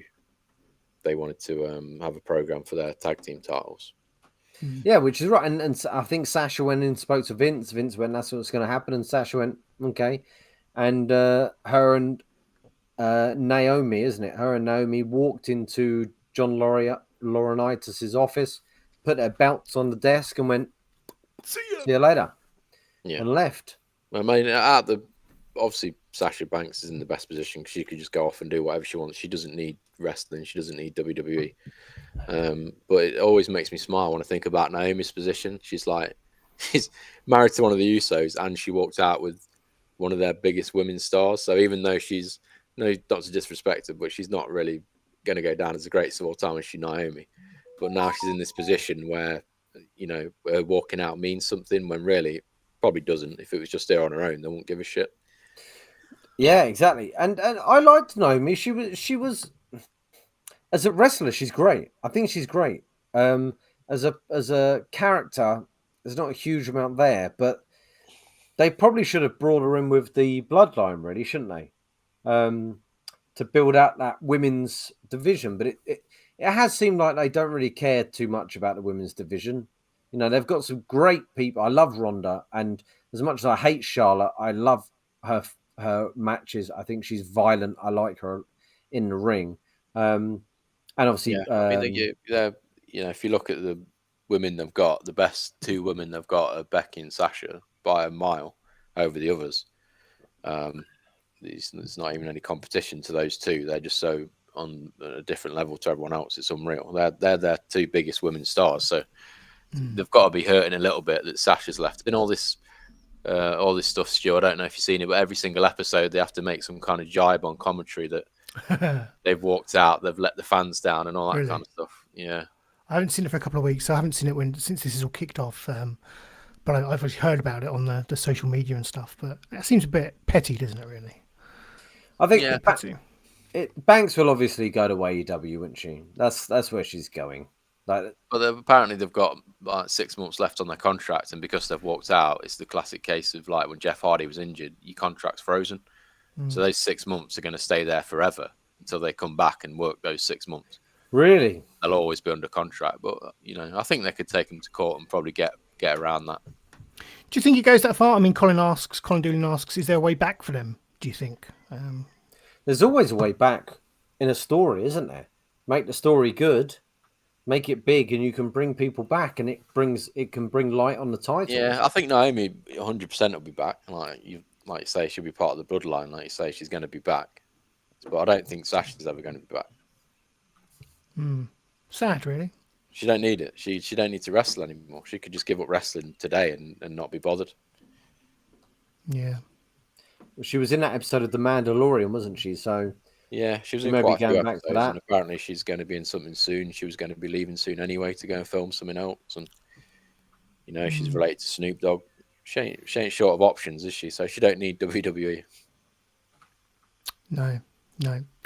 Well, yeah, hope they sort it out. But that kind of highlights the ugly side of business, isn't it? The ugly side of the wrestling business, I should say. And bless him, Rock in the chat. As a neutral non-fan, can I ask sincerely, isn't most of wrestling predetermined or choreographed? Rock. God bless you. Yes, it all is. It all is. Or is that a myth? I do think he's he genuinely asking. It is predetermined, but obviously them walking out's not.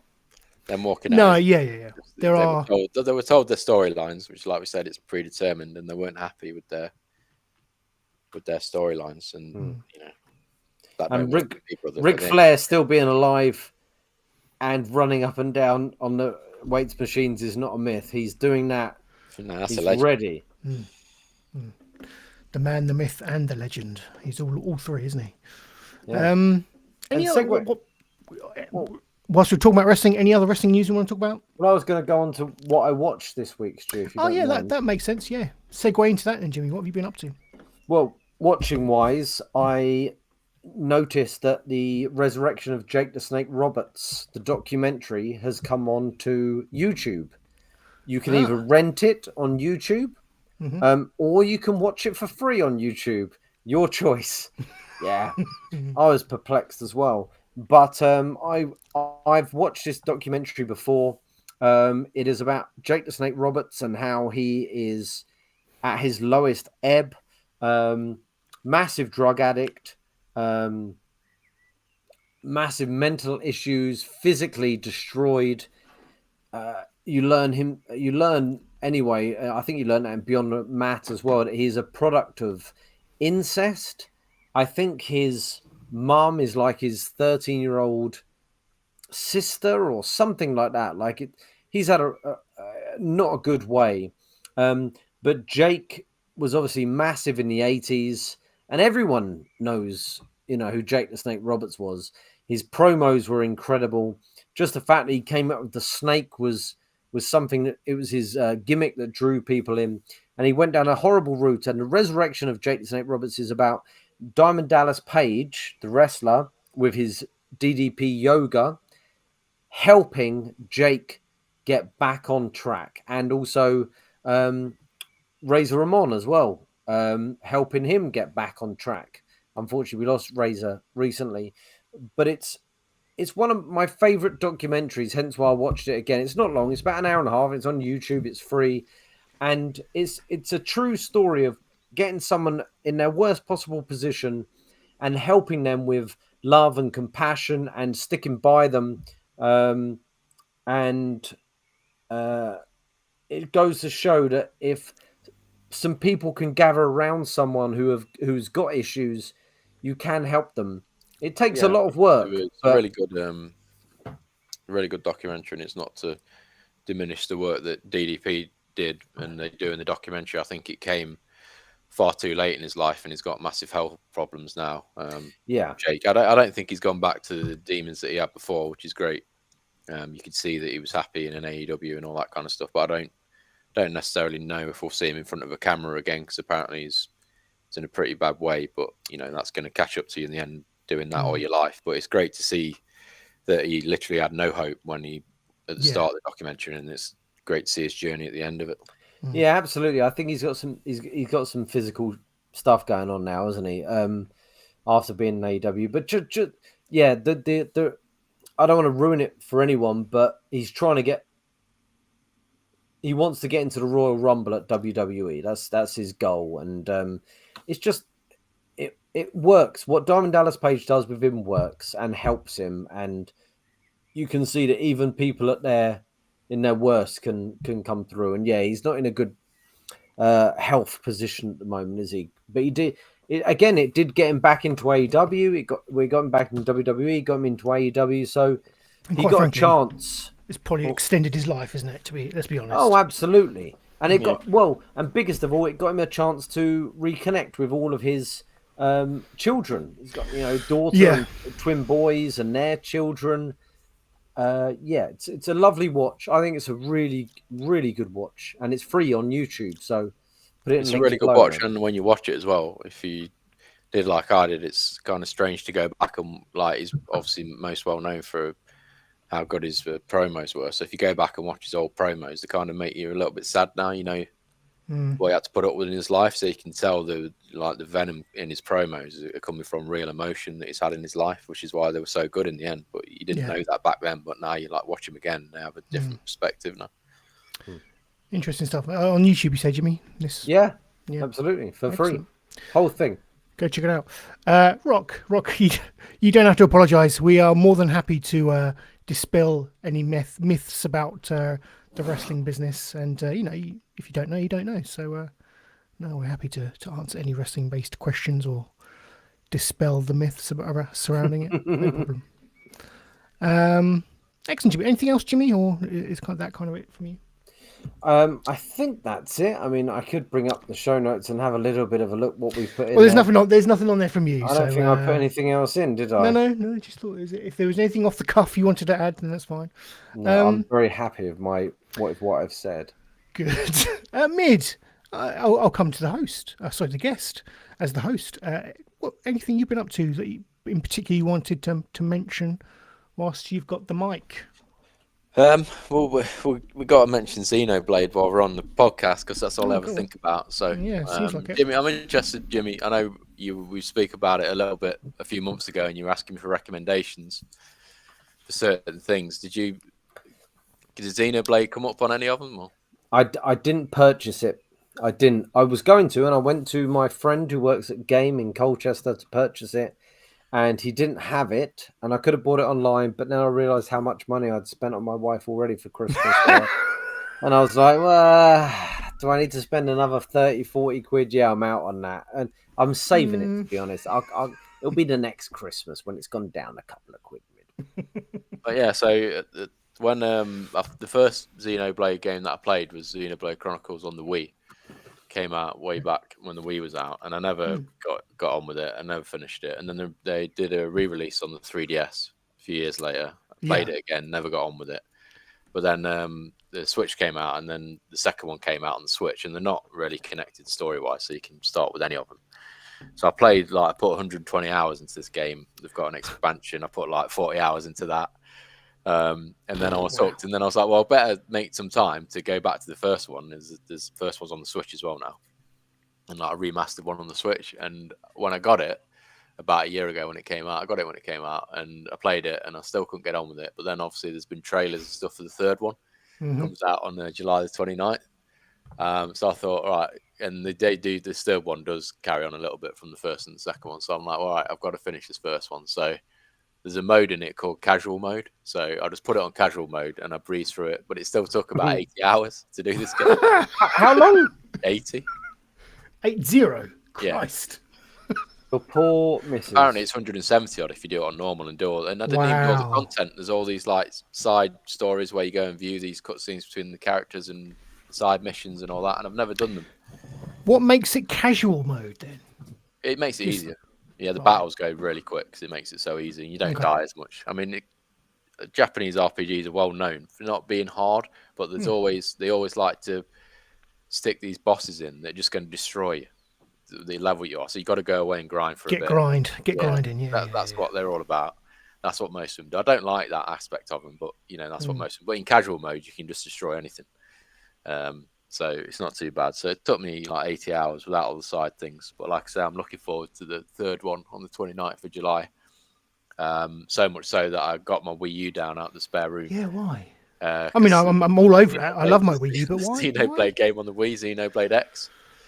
So I went to the X down the road, bought that. They had it 25 quid. And I set the Wii U, and it took ages. It's weird, going back to these old consoles, how archaic they are. It's like the Wii U shop's closing anyway soon, the online store and the 3DS online store. But I put the game in and there was a 10 gig free downloads for it for texture streaming packs and all this. And I thought, it's taking ages to download 10 gigs. My internet's not the best. When it downloaded, there's a thing on the screen. I was looking at it while I was working. And it was like, oh yeah, download. It took about 3 hours. And I was like, oh, I'll turn the Wii U off then. It's downloaded. I'll turn it back on after work and I'll start playing it. That was my mistake, mate. I didn't realise it's about the Wii U, so I turned it back on, clicked on the game, thinking I'm going to play it, installing update. Yeah. Mate, that took about another 3 hours to install the update, and you think you're spoiled with these new consoles that everything's so quick. Yeah. That was just an experience that I totally forgot about, that I had to install the update, and it took about 3 hours to install this update. Mate, that's bad. Is the Miiverse still going on the Wii U? No, Miiverse is closed. Oh, that's a shame. That was a strange place. Yeah. Like people just doodling strange memes Still on. doodles on there, like saved in the cache there. When I loaded it up, it came up with all Really? these doodles and stuff, but Miiverse is closed, so Or doodles that you had dand or like that it I just had think they were cached. there from last time I had Right. it on, and then I looked at they've got an activity log on there, so I thought, oh, I'll look when I last played it. And when I last played it properly was December 2015. I love my Wii U. That was a criminally underbought console for me, but you know. Yeah, I mean, now I've got the Switch, trying to use the gamepad feels horrible. I'm like, this thing feels so clunky and horrible. It's like, you could tell that cheap. this was just a prototype Switch, wasn't it? It was just, Oh yeah, that's completely what it felt like. Has anyone got a Wii U, Jimmy? You got a Wii U in house? Yeah. Yeah, from the past. Yeah, it's in the garage. Yeah. Yeah. Is that? Yeah. Yeah, we've had most consoles kicking around the house somewhere until. No. Yeah, there's most. We got most. We didn't get PS3 or PS4, but they're around. I never play them, but they're around. I was trying to think how old it was. When I got it out, I was thinking, does it still use HDMI? Is it going to work on my telly? Because I've got like a PS2 and an N64 that got just SCART connections, so I can't connect them up to my telly. Ouch. Yeah. Yeah. Well, you could get a SCART to HDMI, can't you? Yeah, you can, but the quality is awful. Is it? Yeah, it will be. Yeah. We've got the Wii U that also with a the Wii with a dance pad in the garage where you dance on the pad. No, the Wii Fit mat. That was the Wii Fit. Yeah, we got the Wii Fit mat, and we got everything. It's all kicking around the house somewhere. Yeah. Just to go back on wrestling briefly, Colin Doolan asks, Roman broke character recently. So this is during a house show, wasn't he? So he's kind of doing his. It feels like he's doing his last house show tour. Like every city he goes into, he says, "I'm not going to be here anymore." Yeah, that's what he is actually doing though, because he's obviously such a big star now. He restructured his contract to say, "I'm not working house shows anymore." I didn't hear about this. Yeah. So what did he say? He said to the crowd that it's been fun and you're not going to see me for a while and all this kind of stuff. Yeah. Because he won't the small towns he won't be going to anymore, basically. I think that's fair enough. Like they work too much anyway, don't they? In WWE, like it's ridiculous how much they. Yeah, I mean, no one's got any problem. I mean, like him, he's been there years, and once you've paid your dues, I don't think anyone's got a problem with it. If it was someone just coming in, like their first year with the company, and they say I'm not working a house yet, then that'd be a bit weird. But yeah. I agree. If Brock doesn't do it, Roman shouldn't do it where he is at the moment. It's a shame there's not more, people at that stand at that point. You know, Edge and AJ and Shinsuke, bless him. You know, Randy. There should be people up there that. Yeah, I think Randy likes doing the house shows, though. He actually enjoys it. Randy's loving it at the moment. He's loving it. As an aside, boys, who do you think eventually takes that belt from, or the belts from Cody's Roman? going to take one. Cody, yeah. Do you reckon? Yeah, Cody's going to take one, and I'm not sure he's going to take the other. He wouldn't have signed if he weren't going to get that belt. Yeah, that was I think Cody will take one, and Riddle might take the other. No, I'd like to see Riddle take one. Yeah, That'd be give good. him a go. Give him a shout. Do you think Cody turns it creates the Eagle belt again? Do you think we go back to that? Because Oh yeah, I wish that, because when he was on the Stone Cold Broken Skull sessions, he's pointing at that belt behind him, isn't he? He's going, "Yeah, that's why I'm here." That was the best belt. I don't think it will go back to that belt because it wasn't WWE branded. No. But I missed that belt you could redesign it. You could modernize it. I think slightly. Just put the WWE. The WWE. The newer logo on it and stuff. I agree, but bring back that belt. But Mid, what do you think? You're always quite skeptical about these things. Yeah, I mean, if we can bring back the belt, didn't he? He brought back the white Intercontinental strap, didn't he? So I'm sure he did. He bring that back? Yeah. And when did it go to white one? I don't know, when the Miz had it at some point in the many 50,000 Intercontinental title. Shit. So Brett and everyone, the IC, because was the IC title white when Brett had it? And no, I think it was when Perfect had it, wasn't it? It was white. Right, that's back in the day before that, yeah, because that's what I thought. Because when the guys had it in like the early 90s, it wasn't white, was it? And No. it was Cody that brought it back for the white. Interesting.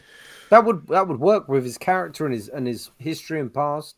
Yeah. To try and, because it is a shit belt at the moment, isn't it? Compared to the AEW belt or any of the wrestling belts, that's a shit belt. I just hate that there's no distinction between. I mean, I get the impression like the brand extension will end. I don't know. I'm making huge assumptions there, but you know, it feels like they're trying to eventually. Obviously, they've reunified the main belts. They were trying, or they're going to unify the tag belts, weren't they? I don't know if that's still going to happen. Well, I say unify. He's holding both of them. Well, yeah, I know. They haven't put them together. They haven't physically smelted them together. But they should. I think that's what they need to do. Like a Mandalorian's, get the Mandalorian armorer. Yeah, get her in there to do it. I'm with you there. I forget my point now, but anyway. Anything else, Mid?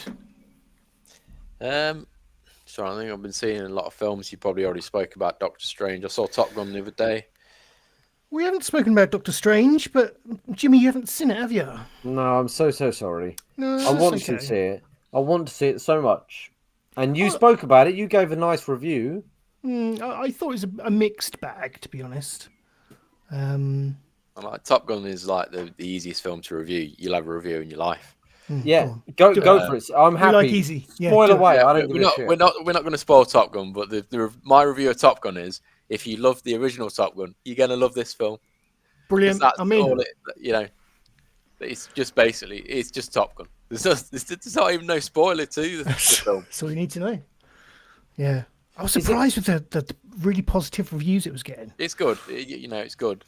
But like I was saying to my girlfriend on the way back, I was like, if it wasn't Top Gun, if you took the Top Gun out of it, would it still be good? Yeah. And that's what I kept thinking to myself. And she went, "Can you go back on the podcast and talk about this rather than to me?" Well, she doesn't actually know I do the podcast. I've not told her yet. I've only been going out with just after 6 months. You kind of save those embarrassing things till a bit later, don't you? Does she know you like wrestling yet? No. Oh, really? Jesus, Mid, you're hiding everything from Oh, her. bless. I'm hiding things. I just love this woman. I don't want to scare her off. You know, just That's what my wife says. massaging the truth. I go, darling, let me tell you something about this. And she goes, "This sounds like a podcast conversation." I mean, Ali asked what we're having for dinner. Yeah. She's got no interest. She's in picked what up I'm on something doing. because when I said she's got COVID at the minute, like you guys know, so I can't see her. So when I said to her, "You're going to watch Stranger Things and Obi-Wan," which I didn't care about if she watched it without me, it's fine. But then she was like, "I'm not going to watch it. I'm going to wait to watch it with you." But you can watch it if you want, 'cause I know you like talking about these things with your friends. So I think she's got some kind of inkling. She knows. You guys are my friends. I don't know where she got that part from. I don't know. Oh, no, fuck that. No. Good stuff. There you go. Okay. Well, you mentioned Obi-Wan, and I think I should probably crack on and talk about it as much as I can. Stu, I don't care what you say. I'm going to watch it. From what I've heard from good friends, it weren't amazing. So hit it. It wasn't amazing.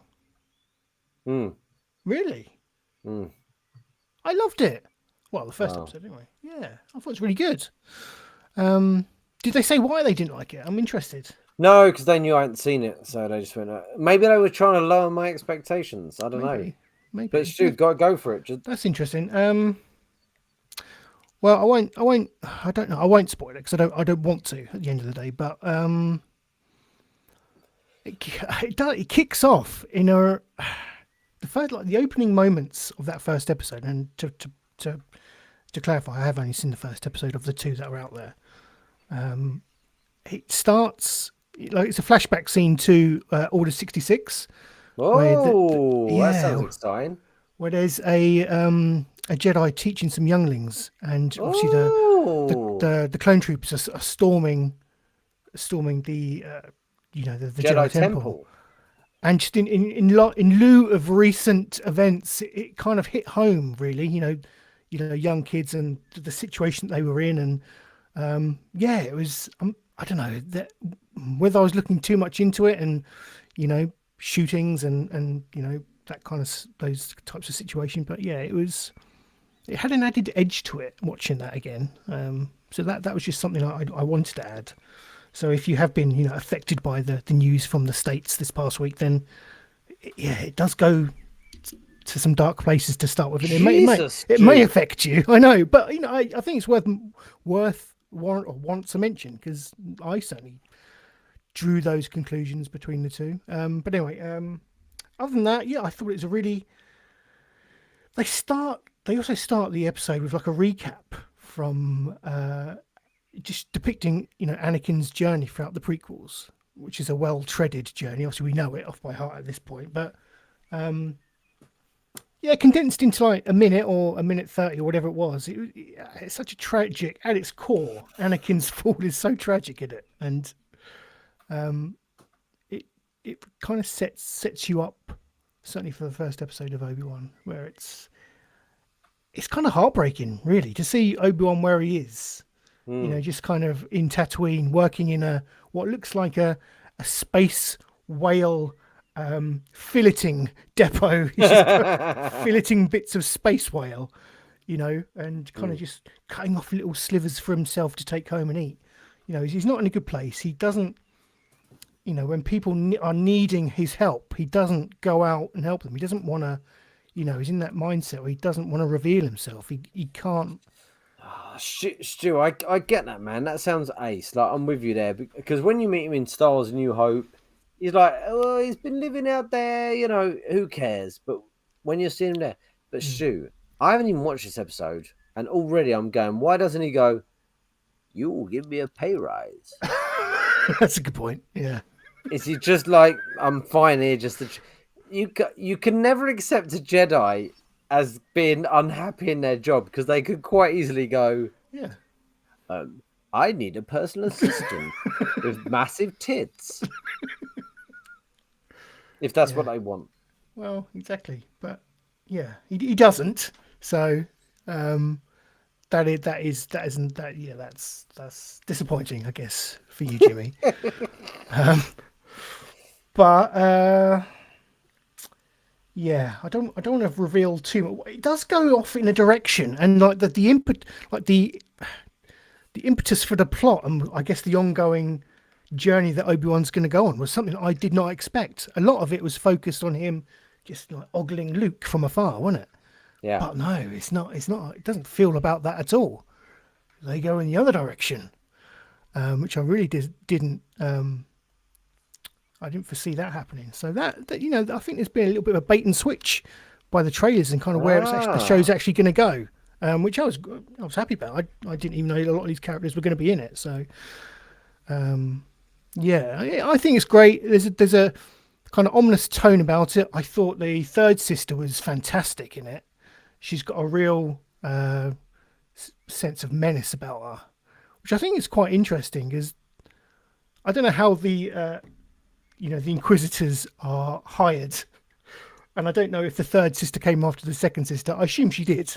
The second sister in Fallen Order, she eventually turns against Darth Vader at the end of that game, and I think it's quite interesting that the third sister, assuming she was recruited afterwards, is like a much harder, very much a stricter, harder, more vicious sister. I don't know if that there is like law reasons and why that's happened, but yeah, very much her character is, so far she's been the highlight for me. Grand Inquisitor, you don't really see much in that first episode. How is Ewan as Obi-Wan? Good. We had concerns over his accent, didn't we, Jimmy? I think when we watched that second trailer, but. No such concerns having heard him in that first episode. He does a good job. He's back in the Obi-Wan groove. I'm happy to report, but yeah, that sounds great, man. I'm excited to watch it. As I say, I just literally had to work today, and then pick up kids, and Johnny Depp and Amber Heard. Obviously, Amber Heard's guilty, and then just like doing the show. So I just didn't have time. No, that's fair enough. but obviously we'll continue to talk about it as the series goes on, and we come and do these shows on a Friday. But yeah, really enjoying the first episode. I really kind of not depressing tone, but it's very downbeat, as it would be, because of the situation that everyone's in. Obi-Wan's in hiding. The Jedi are almost all but gone. Any Jedis that are found are kind of either captured or killed. So it's very kind of dark and bleak and heavy at the moment. But I like that. It's a tone you don't really, outside of like a couple of the films, you don't really get that. I think they're very light, airy fantasy films, aren't they? But so it's quite nice to have that more heavy, serious, somber tone to it. But there's a lot of sand. So if you're not a fan of sand, there is a lot of it. So far. So far, yeah. But yeah, good stuff. Love it. Yeah, and that's kind of mean, really. Do we want to go on to the next segment, Jimmy? Can you make the next segment? Oh yeah, what's the next segment? Can the past still make us laugh? Yeah, of course I can. What do you mean? Okay, well, no, you're just you're a bit slurry. That's all I'm saying. I am fine. Okay. I am being a little bit we've got Mid, so I'm coming back a little bit, so I'm letting Mid come in with some stuff. If he's there, we don't even know if he's there, so maybe I'm here. He's there, but maybe I'm holding back a little bit because Mid might say something. No, I'm here, you bastard. Okay, well, this is Can the Past Still Make Us Laugh? This is a segment the Mid will not know about, but here we go.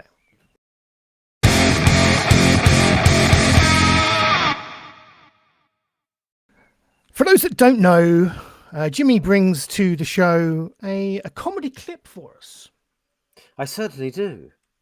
And we I guess between us, we decide whether it's still funny or in some cases, is it offensive or, has it aged particularly poorly in the current climate? I think some interesting conversations come of it. So what have you got for us this week, Jimmy? Well, Stu, you're absolutely right. We've had some wonderful chats, haven't we, about Can the Past Still Make Us Laugh? So far we've had clips from Not 9 O'Clock News. Yep. Some mothers do some mothers do Avum. We had last week. We've had Craigie. What else have we had? Shit. What have we had? A lot of shit, basically. No, we've had some good stuff. And once again, I was searching for Hale and Pace stuff because I know Rock is a big fan of Hale and Pace. And then me and my cousin were doing some writing this week, and the name Kenneth Williams came up. Ah, excellent. And I was like, oh, maybe I'll have a look at some of the Carry On films, because I know Stu's a big fan of the Carry On films, and we even mentioned Carry On films earlier on this evening. Yep. But then I thought, actually, let's not look at the Carry On films, because there's probably that's an easy win, isn't it? That's an easy win, yeah. But there's probably not a 3-minute section of good Carry On. Oh. But I brought up a sketch or a bit from the late, and I mean it this time, I say the late great every time, the late great Kenneth Williams. Yeah. My Crepe Suzette. And this is him singing on, he's done this Stu. Okay, here we go. This is some Kenneth Williams. Let's see if the past can make us laugh still. The number is a song of love.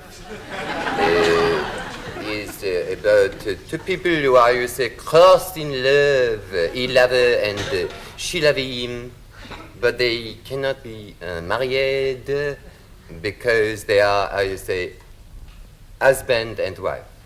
And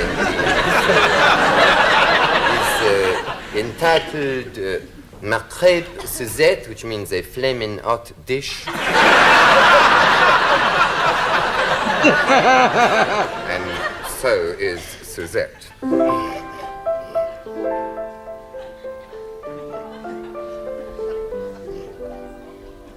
En est soin qui mal y pense, faites-vous jure et connaissance. Amir Smith, palais des danses, badinage, ma crêpe Suzette. plus blonde, tendre, resteront deux.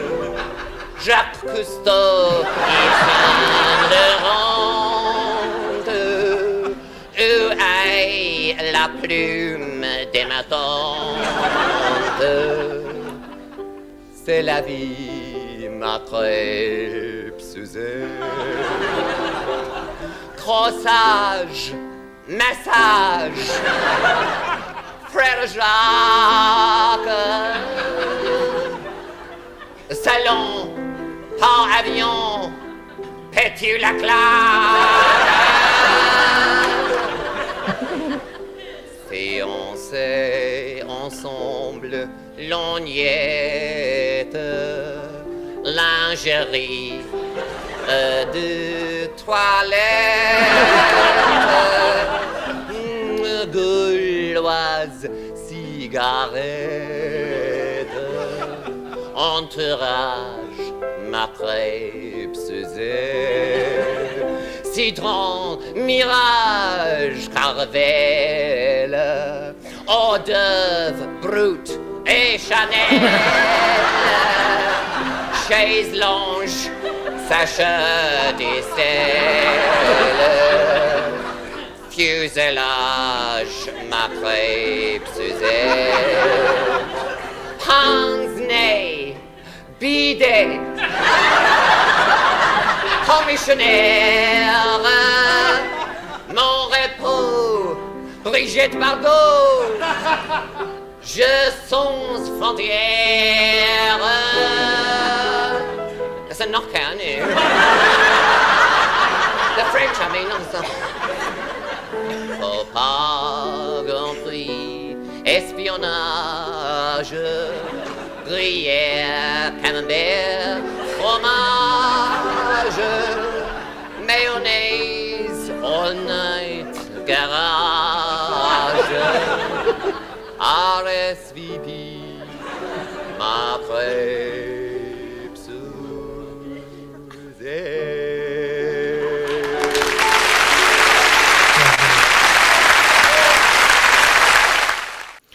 Do you know, it's strange seeing him out of the Carry On context. I always find that, like if he's been interviewed or doing a routine, and that was a good one. I enjoyed that.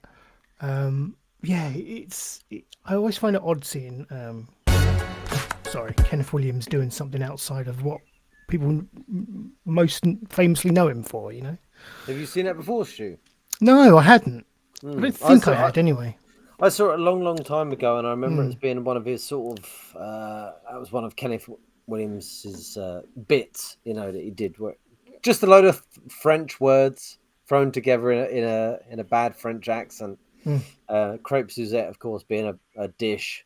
Yeah, I remember seeing it a long time ago, and for me, there's probably a lot of nostalgia in there, which makes me enjoy it more than the comedy. But you can still see the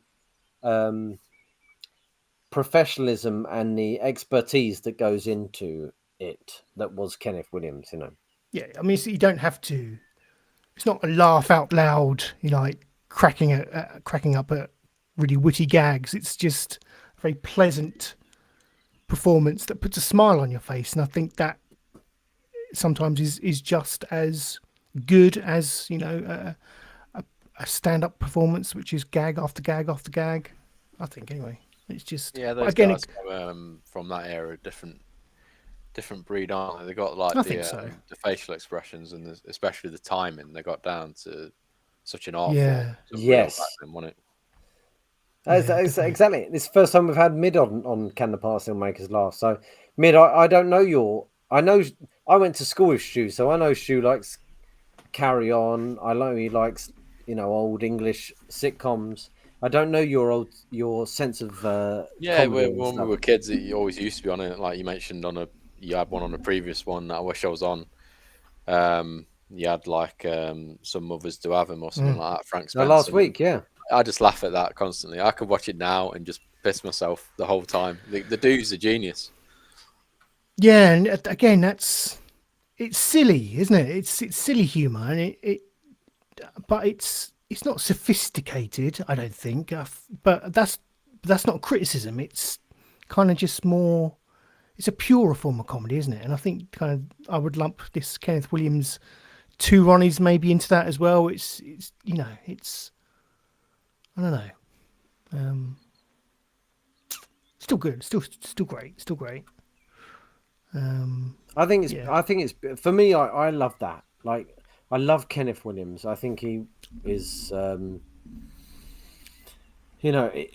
certainly a legend in British comedy. Not, because of the Carry-Ons, but he was on Just a Minute for years. If you listen to him on there, if you listen to him in any interview, he's incredible.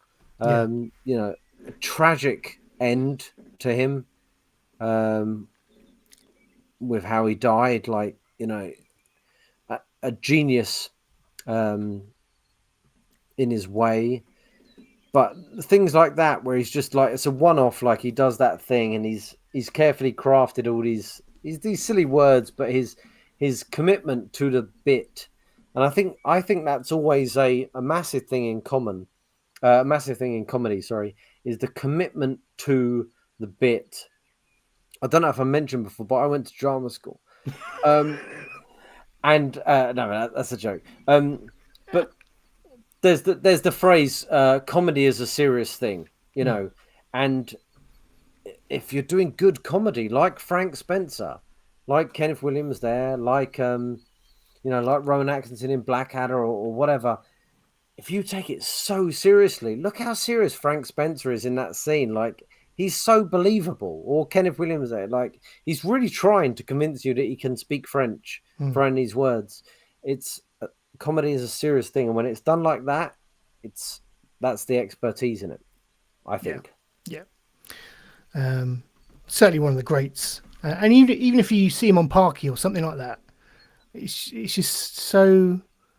He was so engaging, so kind of magnetic. You were drawn to him, and he kind of had a strange look to him. I don't mean that in a nasty way, but he did. He was, he was an oddity in his kind of his performance and his look, and you were drawn to him. And he was very much a person you had to watch.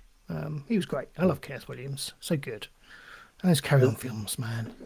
There's a wonderful TV show called I think it's called Fandabiosa or Famdabelosa or something like that, where Michael Sheen plays Kenneth Williams in yeah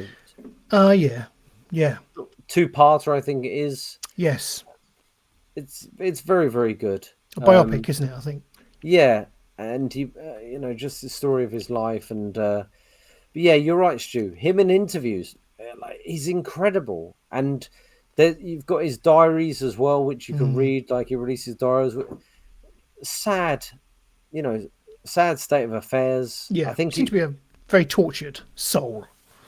Yeah, I think was he with Joe Orton's? He was friends with Joe Orton, the playwright, at one point, and Joe Orton's husband battered him to death. I don't know. Yeah, tortured. There was a lot that went on in that time, and obviously he lived in a time where homosexuality was legal as well. So, I mean, crazy, because he was revered on stage and in film and TV. But definitely it was at a time when you could be arrested, for being gay in public. Yeah, sorry, I don't know where I'm going with that, but what's the code word? What's the code word? Well, there was a big old route where we won't gas for another time. No, he's wonderful. Kenneth Williams is amazing. End of. End of. Thank you, Jimmy. The past has made us laugh there. Next up is another new segment for us. We're trying to find end of the show segments that are entertaining and funny, and a good watch for you, the viewer. So we're trying to throw things at the wall and see if they stick. So in that case, this segment is called Will It Stick?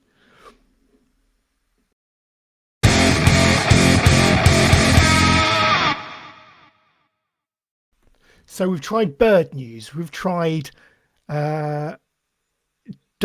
fish puns, bird puns, Fish, a lot of puns. Yeah, puns, fish puns, but there's been other puns as well in there. A lot of other pun news competitions. Guess the punchlines.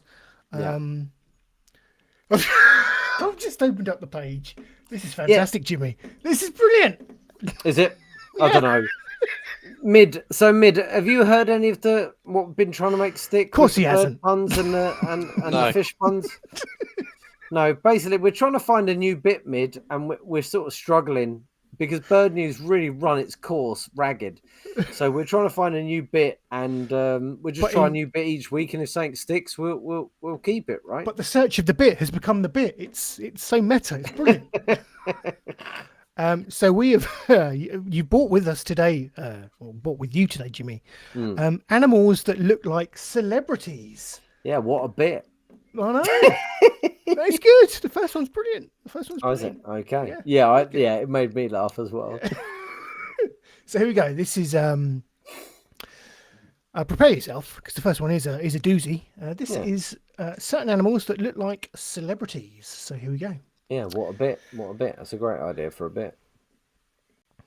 Here we go. First up. It made me laugh. Yeah. It made me laugh. So there you go. It's a winner. Madonna as a frog. Yep. That's good. That is good. We've started off strong. It's the frog though, isn't it? Like Madonna's just there. It's the frog doing his thing. Okay. Samuel L. Jackson and an angry dog. Yeah. Brilliant. Okay. Yeah. I like it. I'd go with that. I'd go with that. I think Sam L would go with that as well. I like it. William H. Macy and the dog with same features.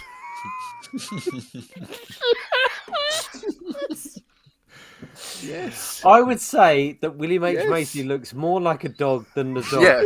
Yeah, he looks more like a dog than his human form. He looks very upset. Oh, he's so sad. He also looks like, if you age the guy at that cartoon, what is it?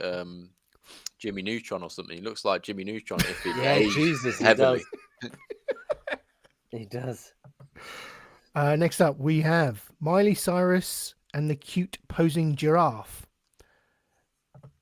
Okay, yeah, I can see it. Oh, yeah, I'm with that, and it's the knobbles, isn't it? Yeah. Yeah, and I'd bang either of them. Yeah, that's a good one. Donald Trump's hairstyle and caterpillar. Yeah. How is that a hairstyle that Trump did? He got loads of shit, didn't he? In loads of his interviews, is it a wig? And you go, yeah, it's not a wig, but it is a caterpillar. I mean, what is it? Jesus Christ. That's stunning, that caterpillar, isn't it? That's a strange old beast. Beautiful beast. Vladimir Putin and this dog. Yeah. That's weird, isn't it? That is uncanny. It's just it's looking at you. It's giving you the same vibe. Yeah. It's the eyes, isn't it? Yeah. That dog could take over the Ukraine, I think. Watch him. Yeah, Putin won't. Watching you, mate.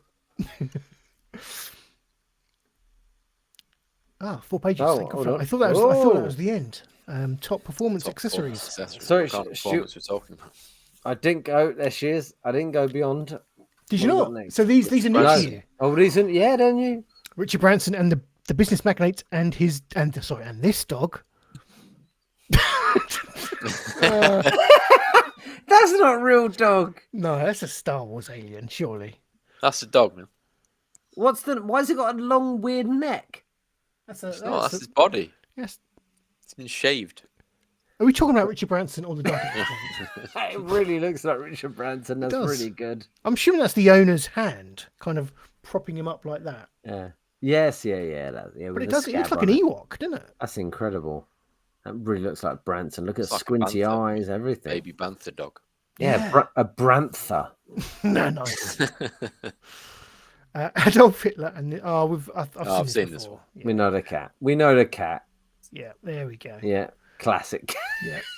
Even got the I swept. don't know if that's real. Is that is that real?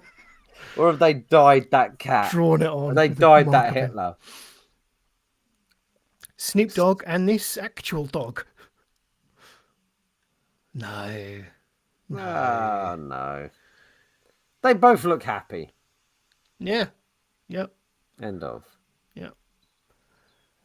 Michaela Maroney and a bunny. I'm not sure who Michaela Maroney is, but Gymnast, apparently.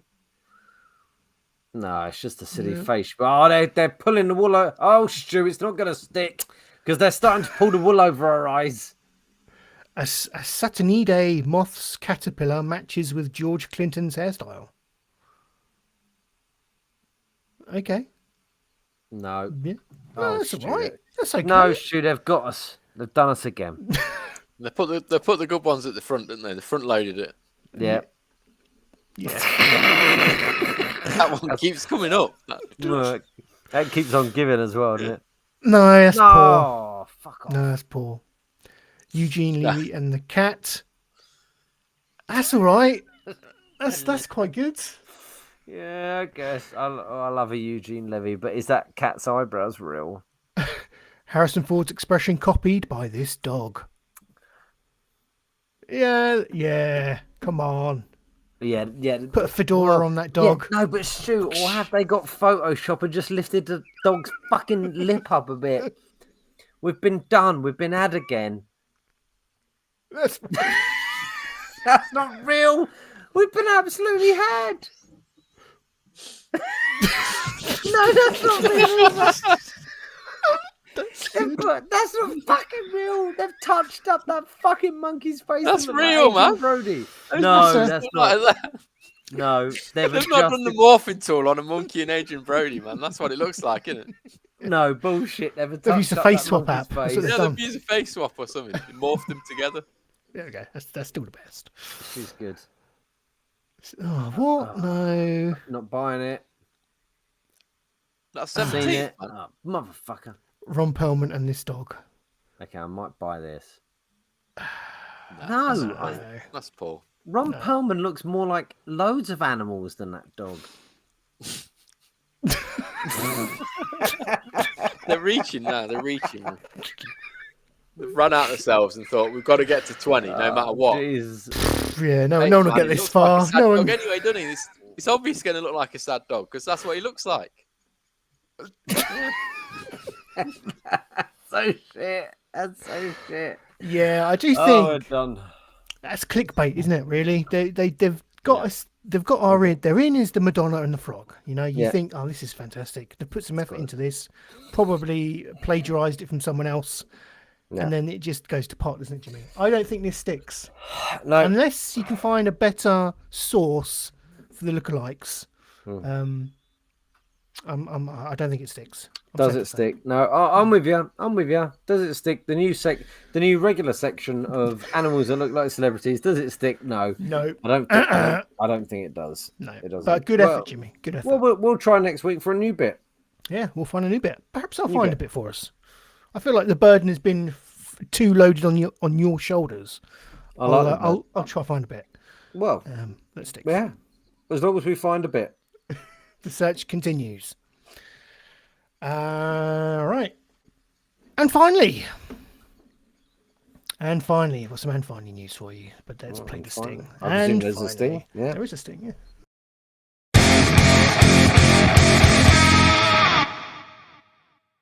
Yeah. And finally, this is a story very close to my heart, and this is from a couple of weeks ago. So I was going to bring it up last week, but obviously we didn't have a show. So forgive me if it is old and finally news, but bear with me. Struggling with my tech. There we go. But apparently, calling a man bald is now considered sexual harassment. An employment tribunal has ruled. Stu, I'm so sorry when you came around to my house. Yep. Commenting on a man's baldness in the workplace is equivalent to remarking on the size of a woman's breasts, a panel of 3 employment judges have ruled. I find this quite interesting. And And yeah, if I weren't bored, I would think it ridiculous. But Can they show the 3 members of the panel? Fucking Duncan Goodhue, Terry Savalas. Fred. I said Fred, yeah. Calling someone bored at work is sexual harassment. An employment tribunal has ruled the decision relates to a claim brought by Tony Finn against the West Yorkshire-based British Bung Company, where he worked as an electrician for 24 years before he was fired in May 2021. He complained that he was a victim of sexual harassment due to comments made about his lack of hair, including being called a bald cunt by factory supervisor Jamie King during an argument in 2019. Describing the argument, Mr. Finn told the panel, "I was working on a machine that I had to cover, awaiting specialist repair. The covers were taken off, and it was apparent that Jamie King had done this.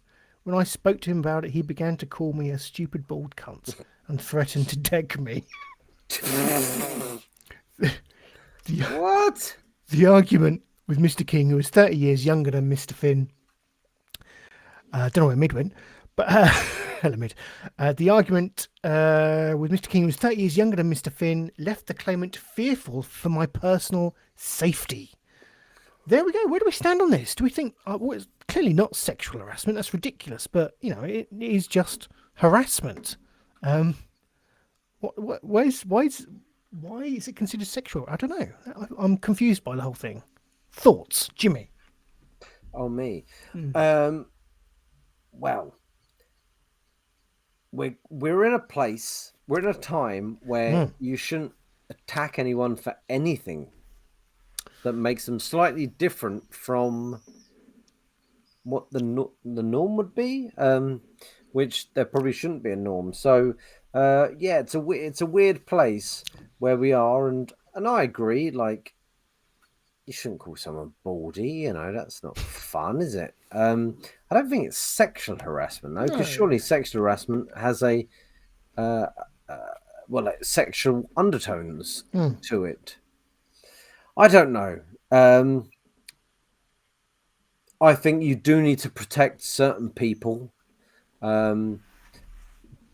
from bad things, but I would say that majority of bald people these days are probably bald by choice because they're balding and they shave, so they could probably take care of themselves. But I don't know. I'm speaking as a man with a full head of hair at the age of 28, so I don't know. Mid, what's your thoughts? Yeah, same as you. I don't know where the sexual harassment's coming in. You are famously a man with amazing, luxurious hair. Yeah, I have long fair. hair, yes. I wouldn't You say could it's donate that to luxurious, me. but it's long. I don't donate it to you because then I'd be a bald cunt, wouldn't I? So I'm not going to donate it to you. That's true. If I chopped it all off, is that me sexually harassing you now? I've called you a bald cunt. Is this Yeah. what? Yeah. But I don't think the article reveals the whole thing. Did he stroke his head? I don't understand where the boldness. It doesn't say. No. It's the. I don't understand the sexual connotations to the treatment, but for me, it's just. Oh no, it does. It goes on. I'm sorry, I kind of missed out half the. Oh yeah, that's what we were thinking. Sorry, the 3-person tribunal led by Judge Jonathan Brain. Big bald brain. Guilty. Was asked to rule whether calling someone bald is an insult or amounted to harassment. In our judgment, there is a connection between the word bald on the one hand and the protected characteristics of sex on the other, the judgment said. The company's lawyer was right to submit that women as well as men may be bald. Yeah, so I don't understand his point there. However, as all 3 members of the tribunal will vouchsafe, baldness is much more prevalent in men than women. We find it to be inherently related to sex. Okay. The tribunal said that in a previous case, a man was found to have sexually harassed a woman by commenting on the size of her breasts, stating that it was more likely the person receiving a comment such as that, which was made in that case, the person receiving a comment such as that, which was made, in this case, would be female. So too, it is much more likely that a person on the receiving end of a remark such as that made by Mr. King would be male, the tribunal said. So there we go. So they're kind of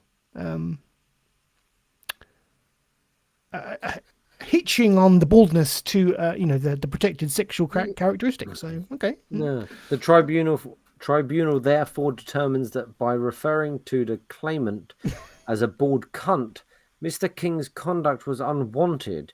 It was a violation of the claimant's dignity.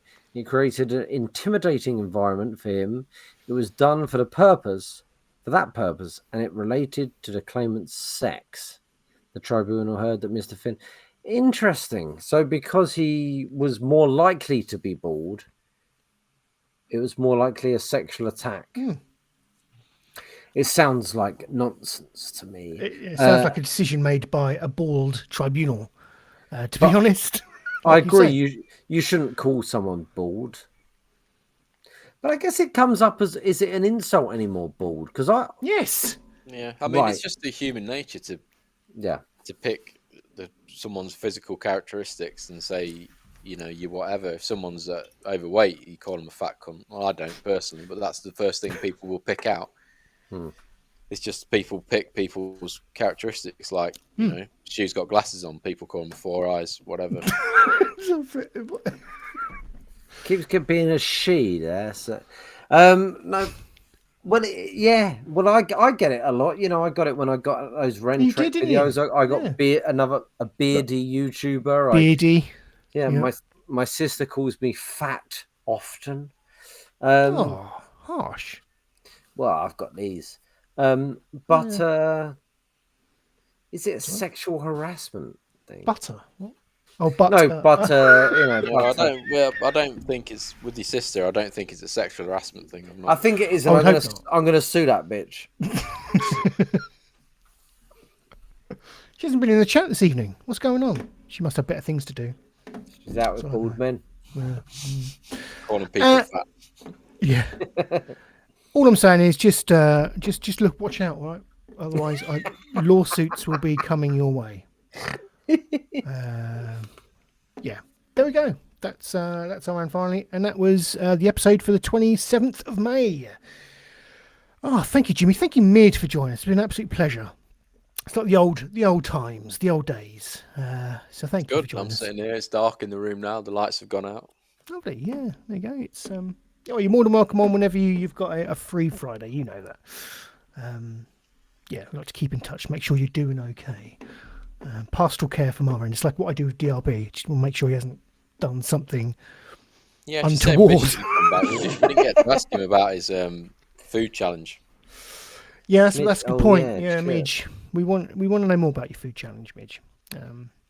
No, he came on and just interviewed himself and then went. Came on, interviewed himself about all the stuff that he's done. Yeah, about the cool stuff he's doing, but we wanted to know about how he had eaten that massive chip sandwich in front of his date. Yeah, that's how weird we are, because he does all this movie stuff and goes to all these places, and all we care about is this food challenge that he's done. The most normal thing. Yeah. A whole loaf of bread of chips, with the in and scooped out chips inside, with gravy and cheese, which I found the most abhorrent bit of the whole challenge. Cheese and gravy. That's not good, is it? Perhaps it's a northern thing. I don't know. Mid, can you confirm? Chips and gravy. I've seen it on. I watch a lot of food challenges on YouTube, like gravy and cheese. People eating video. I've seen someone try and do that one. They did it, but that seems quite heavy, doesn't it? Yeah. Not only have you got the potato, the chip based of the meal. Yeah. You got the bread. I would probably have gravy with some dauphinoise potatoes, which is cheesy. Okay. But yeah, good point. I suppose you would, wouldn't you? Yeah, you could. Yeah, I'm torn. No, yeah. But hopefully you can come on again and let us know how it went down. Yeah, absolutely. Hopefully he did. I don't know. He didn't do the challenge, did he? I don't know. He came close, but it didn't quite. No, but it sounds like he went down. On that bombshell. I'm going to call it a night. Thank you, Jimmy. Thank you, Mid, as always. But until next time, please do take care and goodbye. Au revoir, Chanel.